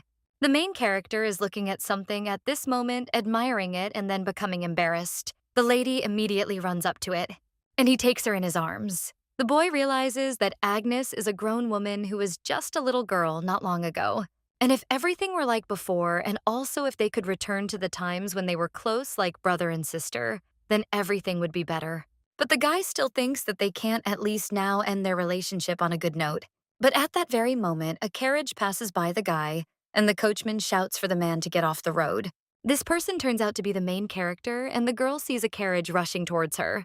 At that moment, the boy hears the sound of a collision and is shocked. People on the street are saying that the carriage hit a person. Someone else says that it looks like the horses have gone crazy and asks what to do because the girl has lost so much red liquid, so they ask if she has fallen into eternal sleep. Raymond rushes to the lady and thinks that this can't be. That is, he hasn't said everything yet. The guy looks at the lying girl and wonders if it will all end so meaninglessly. And is everything really like it was that day with his mother? The young man also lifts the lady into his arms, and he cries out to her. At this moment, the main character wakes up in her body from the real world. The girl grabs her head because she feels pain in her and understands that at that moment, She remembered how in a past life she was hit by a car and she couldn't move a finger. That time she fell into an eternal sleep on the way to a cafe in honor of her birthday. And the lady wonders if this time it will be the same. At this moment, the girl hears someone addressing her and saying how pathetic it is. Agnes realizes she's hearing a familiar voice, and that this place seems familiar too. Not to mention who is standing in front of her now, after which the girl asks in shock, "Did she really make a mistake again?" The goddess apologizes. Agnes asks where it is seen that a person is put into eternal sleep. The girl claims that the goddess put her into eternal sleep once before and asks what she did the second time.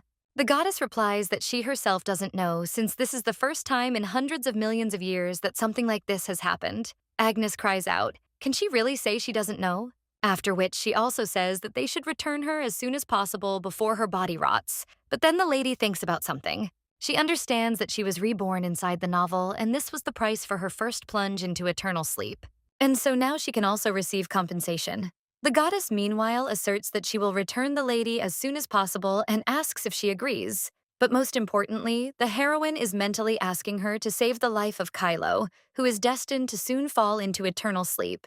However, the goddess replies that she cannot, because it is impossible to change a future that has not even arrived yet.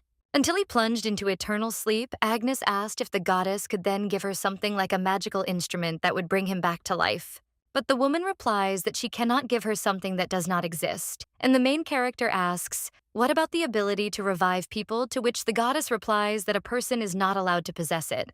Then Agnes thinks what is left, and there must be something that can save Kylo. Something capable of destroying the rift in the snowy mountain that will cause Kylo to fall into eternal sleep. Then the main character remembers that the goddess suggests that she not think and offers to simply move the girl back to the novel because time is passing. The main character, realizes that in the second half of the first part, Raymond accidentally finds a pendant containing some kind of magic. Despite its unclear use, many readers noticed and commented on it.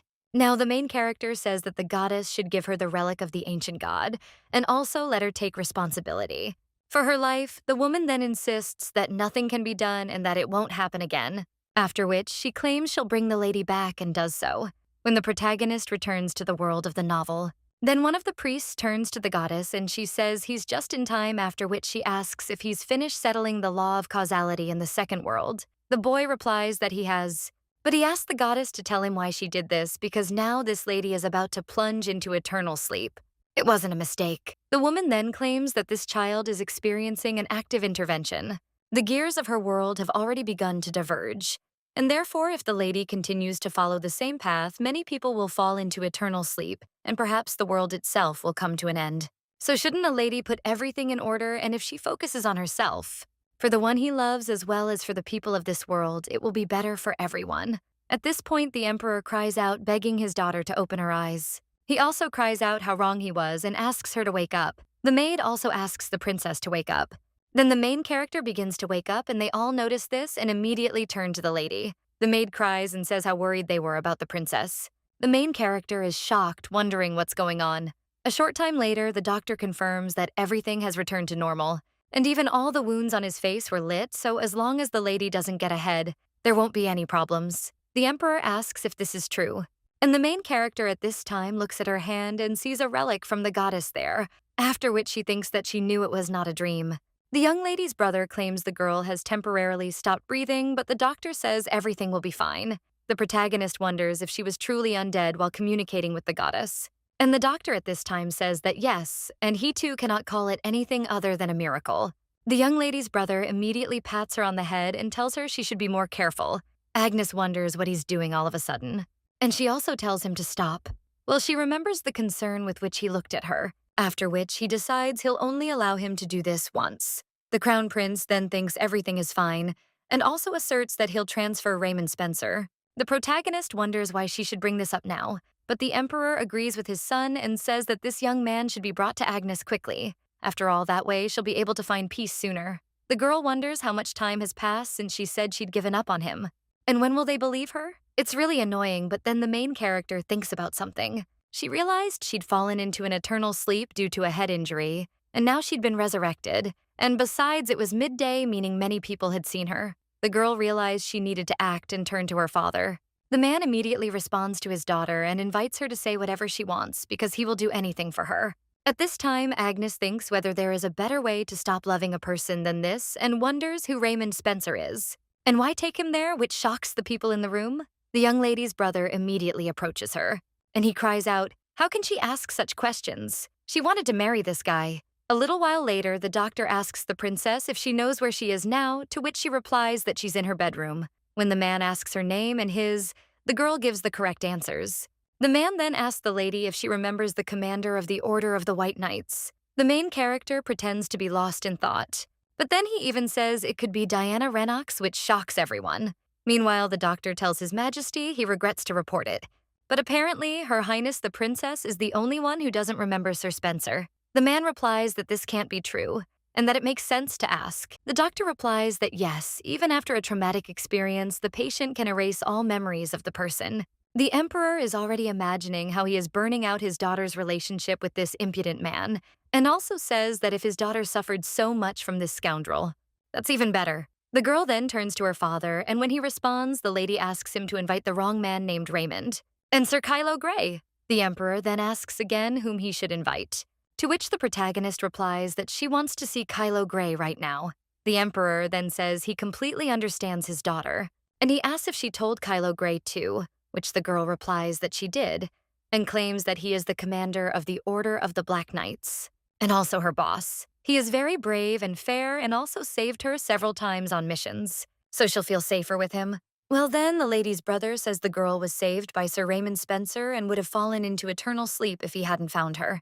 The main character wonders if this guy really found her, but she understands that this workaholic couldn't be on the shopping street at such a time. Agnes also wondered if one of the servants had said that morning that the lady had been informed that Sir Spencer would be coming to the palace. The girl replied that he should inform her that she was not there. Now the heroine wonders if this guy has really started following her.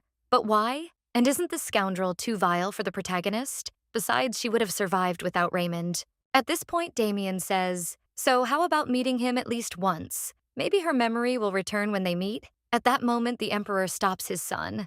He turns to the doctor and claims that he himself said that Agnes forgot Sir Spencer because of a traumatic experience. The doctor replies that yes. The emperor then asks if the girl's condition will worsen if these memories return. He glares at the doctor as if commanding him to say yes. But at the same moment, the crown prince looks at the same doctor and seems to order him to say no. The emperor turns to his son and claims that his sister suffered so much that she cast the memory of him out of her mind. So he asks why he wants to bring it back. But the boy replies that he too only thinks of Agnes, and that's why he's asking for it, because his father knows how much she loved Raymond. The emperor exclaims that it must have been so hard on her. Damien asks if he's really saying that. After seeing Raymond in shock at the movie, the man replies that it has nothing to do with Agnes's condition. The protagonist wonders why they can't stop and call her sweet kitten Kylo. But then she thinks that nothing can be done, after which she pretends that she feels bad and claims that the consequences of the accident still do not go away. The girl tells her father that she has a headache and is anxious, after which the man screams to immediately call Kylo Gray, and that now only Agnes's peace of mind is important. The main character then realizes that she managed to lie about her memory loss, and taking advantage of the fact that she hit her head, the girl will try to get closer to Kylo. At this time, the blonde stands in front of the door and thinks that when he saw Agnes bleeding red liquid, he remembered the nightmare that happened on the battlefield. The soldier who had been smiling and making noise the day before, as well as the comrade who had boasted about a letter from his NPS family, instantly became cold, lifeless bodies. Such are his memories of hell. Even feeling that he was gradually breaking down, the guy could not put his feelings on display, because if he hesitated, the knight's fighting spirit would fall. So he always put a lot of pressure on himself and filled his head with thoughts of his next move, his sadness fading with the passage of time. It was like when Agnes bothered him and like when his grief over losing his mother was forgotten. The guy also thinks that maybe the lady knew about his fall, and that's why she was always there and also bothered him so that he wouldn't get bogged down in grief. Raymond wonders if she was holding him back. There were times when he thought nothing would change even with her disappearance. But he was arrogant, because whether he liked it or not, there is not a single day in his memories in which she is not present. After all, the lady had already become the most significant part of his life, and it was he, not she, who could not do without their relationship. And yet he always coldly pushed away that little hand that always held on to him. But when the guy saw Agnes in danger and then lying in a red liquid, he immediately ran up to her and begged her to open her eyes just once more and pleaded with her not to abandon him like his mother. He also insisted that he would never let go of her hand again, whether it was marriage or anything else, but that he would do whatever she wanted. The guy made such a promise, but now he hears the lady asking who Raymond Spencer is. The lady also asked to invite not that man named Raymond, but Kylo Gray because she wants to see him. Right. Then the blonde was shocked. Someone knocked on Kylo's door and asked if he was there. The guy then opens the door and the lady says how good it is that he's there. Kylo, meanwhile, thinks it's the princess's maid. He also claims to have just returned and wonders if something has happened. The maid insists that he must report to the palace immediately. After all this morning, the princess was in a serious accident and only recently came to her senses. The guy hearing this immediately pulls on his jacket and heads there, and also claims that everything else. The maid can tell you on the way. When they head to the main character's room, the guy asks what happened. The maid claims that the princess left the palace that morning and was hit by a carriage. The lady stopped breathing, but then she miraculously came back to life. Kylo asks if she's okay now, to which she replies that she is. Well, he claims that as soon as the princess woke up, she began asking Sir Gray to come. The guy wonders if he really misheard and if the girl really hit her head that hard. Otherwise, such a thing simply couldn't have happened. At this moment, the maid also greets Sir Raymond. Kylo notices this guy and then wonders why he has such a ridiculous expression on his face again. The blonde man turns to him at this point. The maid informs the princess that she has brought Sir Gray, after which the girl tells him to come in. Kylo does just that. When he enters the room, the Emperor announces that he has arrived. The guy realizes that even the Emperor and the Crown Prince are there, after which he immediately kneels and greets His Majesty, the Emperor and His Highness the Prince. The man tells him to drop the ceremony and stand up. The doctor points to one of the chairs and then asks Sir Gray to sit down. When a guy does this, he thinks what is going on there and why the princess is behaving this way. Well, the main character just takes his hand and thanks Sir Gray for saving her. The guy is surprised by this, and the girl claims that she says that before falling into eternal sleep, her whole life flashes before her eyes. At this point, the Emperor, almost in tears, asks if it is necessary to hold hands. Agnes continues her speech and claims that, surprisingly, she also survived it. However, the most vivid memory of all was of Sir Gray saving her on numerous occasions. So as soon as she opened her eyes, she thanked him profusely. At this point, Demian turned to the doctor, and he asks if he is sure that the lady only has problems with her memory because it doesn't seem that way to him. The main character notices this and then claims that her brother has such a rough voice. She has a headache, so she apologizes but asks if he can leave now. The guy, shocked, asks what she just said. The doctor then bids His Highness farewell but asks if he could leave for Her Highness's peace of mind. The Emperor then tells Demian to return to his place, and the boy approaches the door in despair. At this time, the doctor turns to Her Highness and states that doctors will come to her from time to time for thorough examinations, so it is necessary to remain calm. The main character asks if this is true, and then she would like Sir Gray to come to her every day and keep her company. At this time, the guy is wondering if he will really see the princess every day, and the girl asks if he is against it. After which, the young man asserts that he will do whatever the lady commands, and the girl thanks him. The lady also asserts that he must be tired after returning from the mission and should go rest today. When the guy leaves the room, he thinks that he completely doesn't understand what's going on. And did the princess really fall into eternal sleep and return to life as well? Why did Raymond Spencer stand there with that expression and not be able to go see the princess? Why did the princess ask him to join her? But he tried with all his might to forget that feeling. But if he saw the princess every day, will he be able to forget what happened that evening? The guy is embarrassed by this and thinks that as soon as he remembers it, his face will turn red again. But then he thinks it's just an accident caused by alcohol, and if he's so shocked, he's pathetic. Meanwhile, the doctor tells the princess he'll go and tells her to rest. When he comes out, the main character starts laughing quietly at first, but then she even lies down on the bed. She also bursts into laughter, thinking about how she'll now be able to talk to Kylo every day. Agnes understands that for a while, everyone will be wary of her. And if anyone starts talking nonsense like Demian, she'll be able to dismiss them with the excuse of a headache. And if she starts getting even closer to Kylo, now will anyone understand? Besides, the lady looks at her hand and realizes it's a divine relic. Raymond had to go through a lot of difficulties to get her, but she got it with ease. Well, then the girl understands that for her sake, she had to risk her life. And in any case, even without her, Raymond will remain the main character.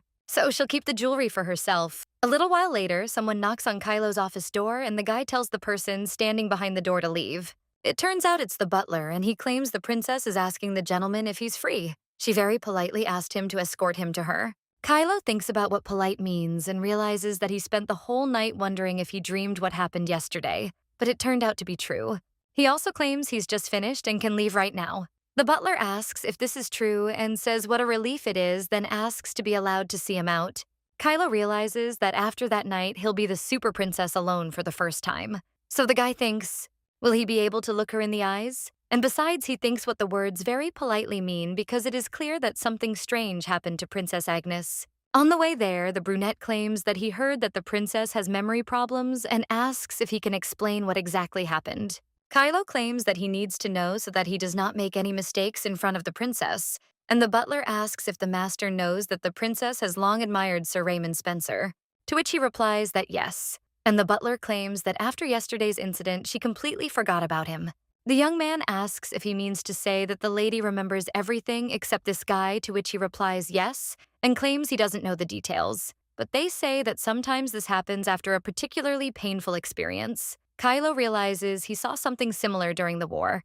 On a brutal battlefield where the devil had destroyed an entire squad, only one soldier miraculously survived. His memory of the war was completely erased, and because of this, he mentally returned to the time when he was 15 and is still recovering.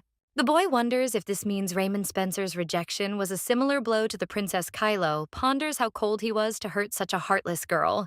But then he realized that the greatest treasure to the Emperor, the ticking time bomb of the Imperial Palace, was a person capable of getting hurt and falling into sorrow. But the butler claims that it's not just a matter of memory because they're worried that even her character has changed, and no one knows when she might snap everyone's been afraid to breathe since yesterday, after which the guy asks if she's become more cruel.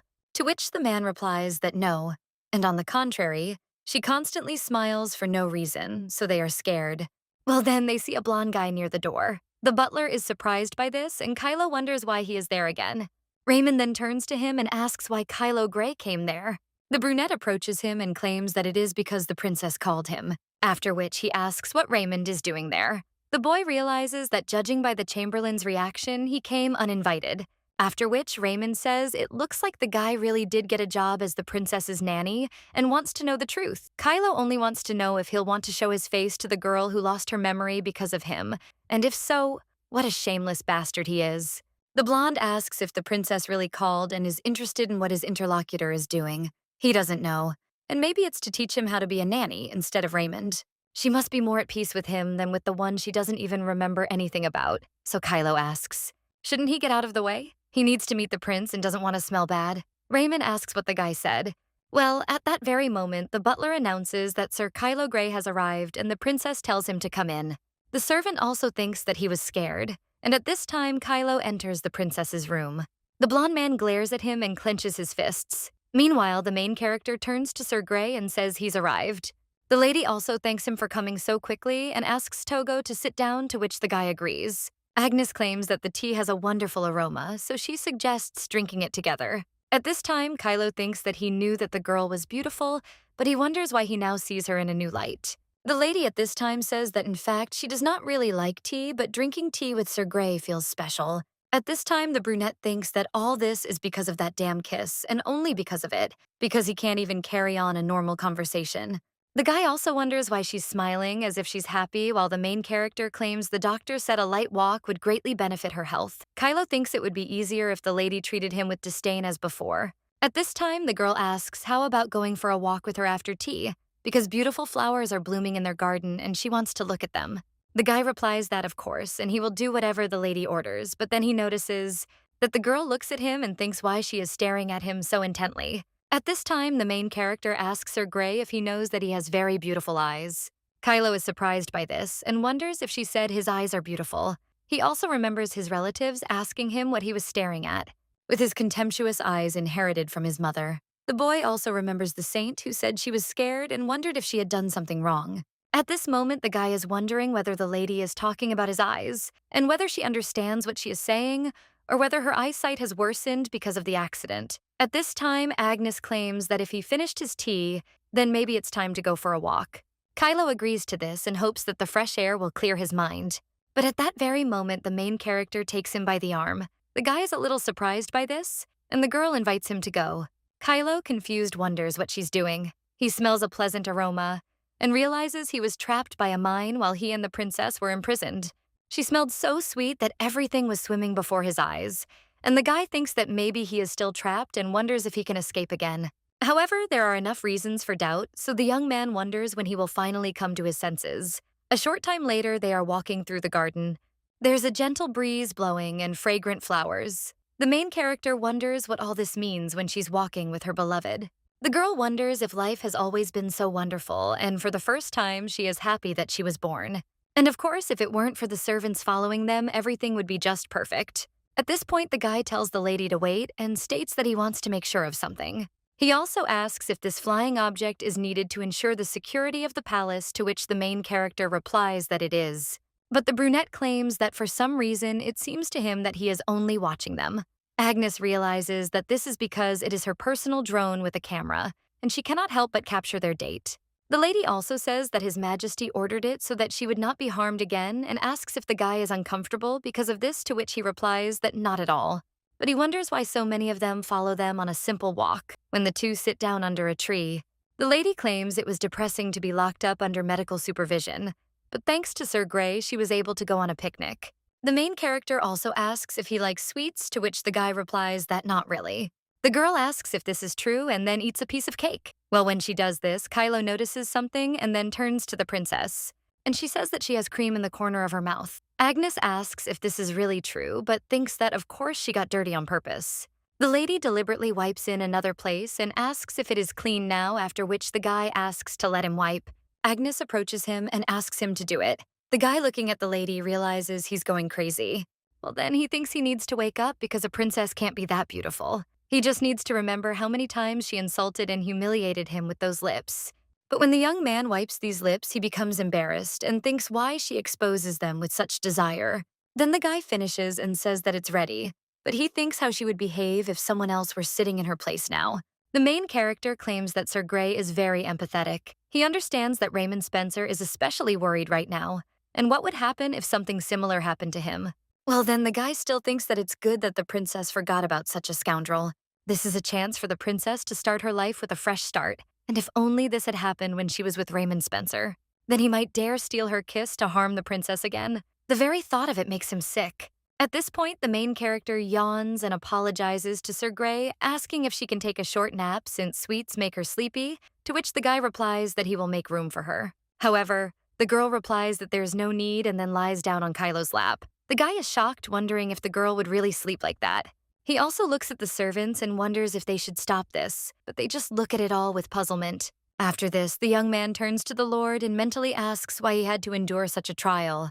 And yet he'd tried so hard to avoid something like this. In this empire, he was the one who tried harder to keep a low profile than anyone else, and the last person who should have chosen him was Princess Agnes Saint, so he wanted to escape before his feelings for him grew any stronger. He believed he could hold back torment, neglect, loneliness, and fatigue. Torture and endless battles were the easiest to endure. However, a gentle, affectionate tone, a smile as sweet as cotton candy, and a warm look, these things are harder to bear than torture. This is a tickling feeling experienced for the first time in his life, so the guy thinks about how to suppress this feeling.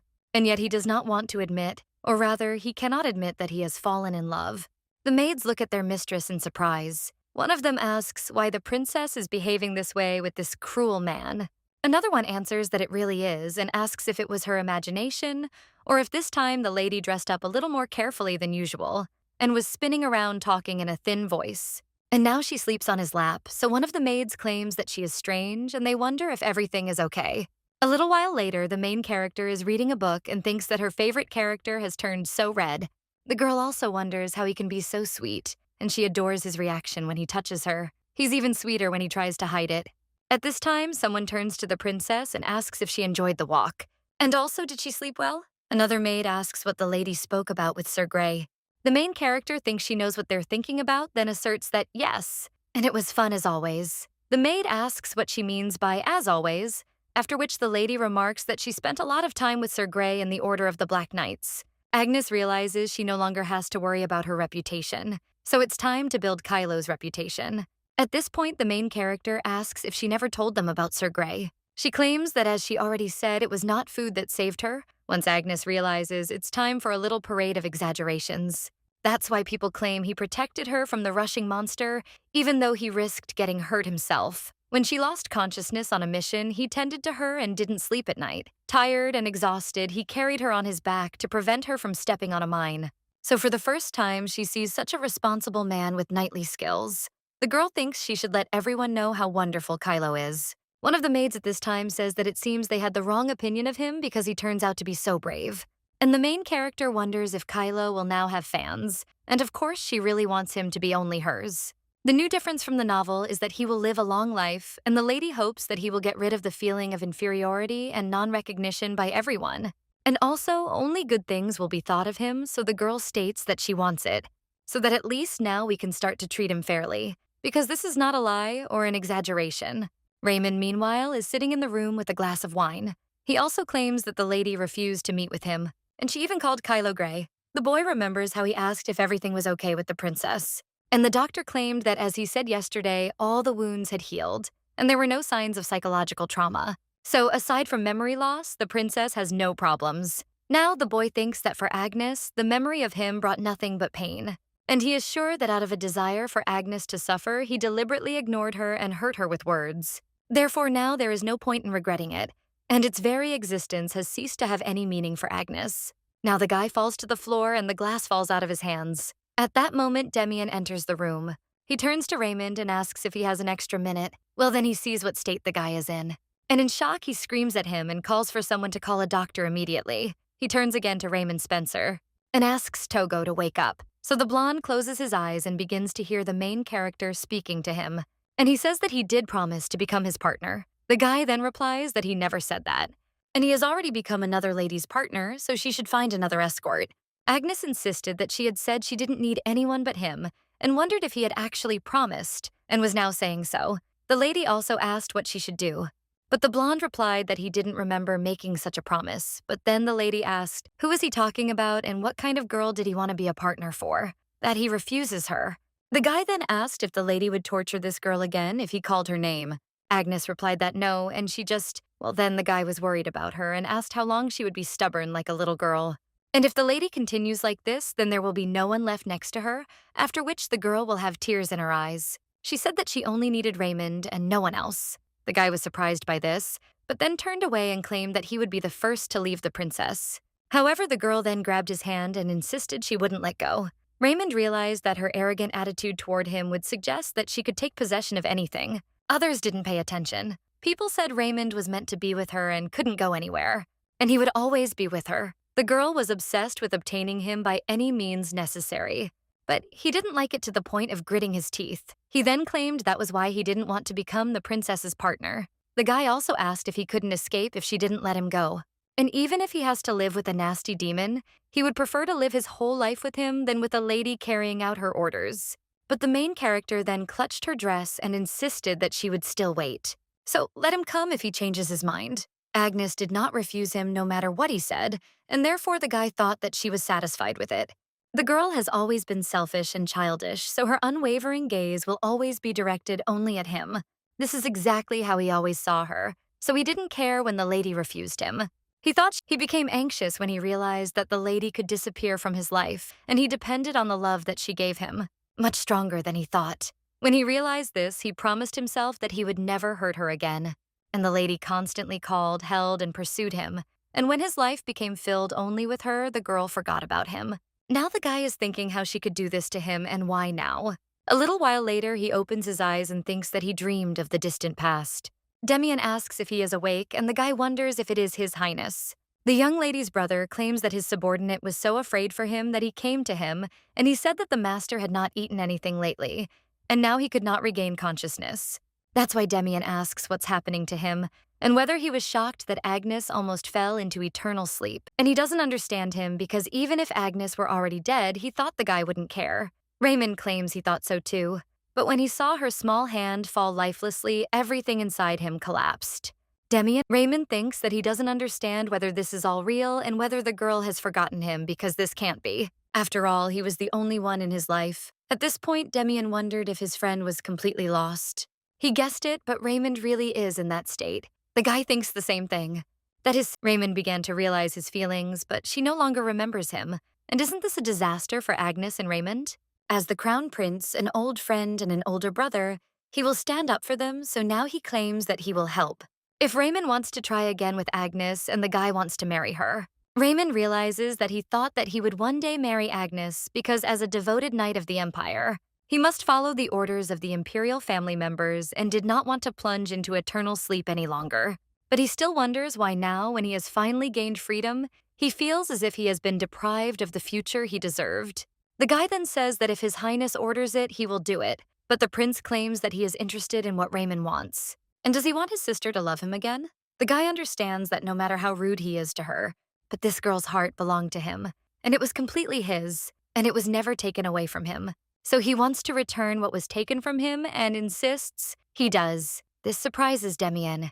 But then he says it's clear, and then he hopes everything will go well. Agnes has forgotten all about it. When he heard, to which the blonde replies that yes, and his friend claims that maybe this is a chance to start all over again. As the prince said, this is his chance to become a different person and not a copy of his father. And he will no longer allow Agnes to suffer like his mother. But he remembers how he promised to do anything, so that the lady could breathe again and she would definitely hear him and also come back for that. To take his hand as it always was, and then he considered it a disaster. But now he feels that they are connected by fate. Her descent into eternal sleep, resurrection, and memory loss, it's all just beginning. At this time, the main character goes out onto the balcony, and the guy seeing her thinks whether the lady fell in love with him at first sight or whether her love gradually developed. He also thinks about how she will fall in love with him now and how he is waiting for her to fall madly in love with him again. This time, the lady will remember only good things about him, and he will not allow her to leave him again.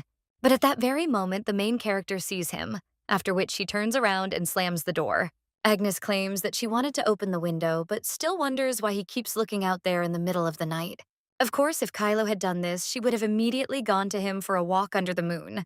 But when she's watched by someone she's not happy to see, it becomes creepy.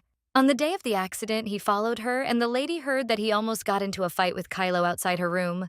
Therefore, the main character thinks why he is doing this, but still understands that she needs to focus on tomorrow's date. The next day, one of the servants comes into Sir Gray's office and claims that Viscount Gray is calling him. The guy at this time thinks about the Gray family with whom he is no longer connected, and when he walks down the street, someone asks with a smile if he's really heading to the palace to help the princess. Someone else says he's trying hard, and the guy realizes that everyone around him has changed their attitude toward him.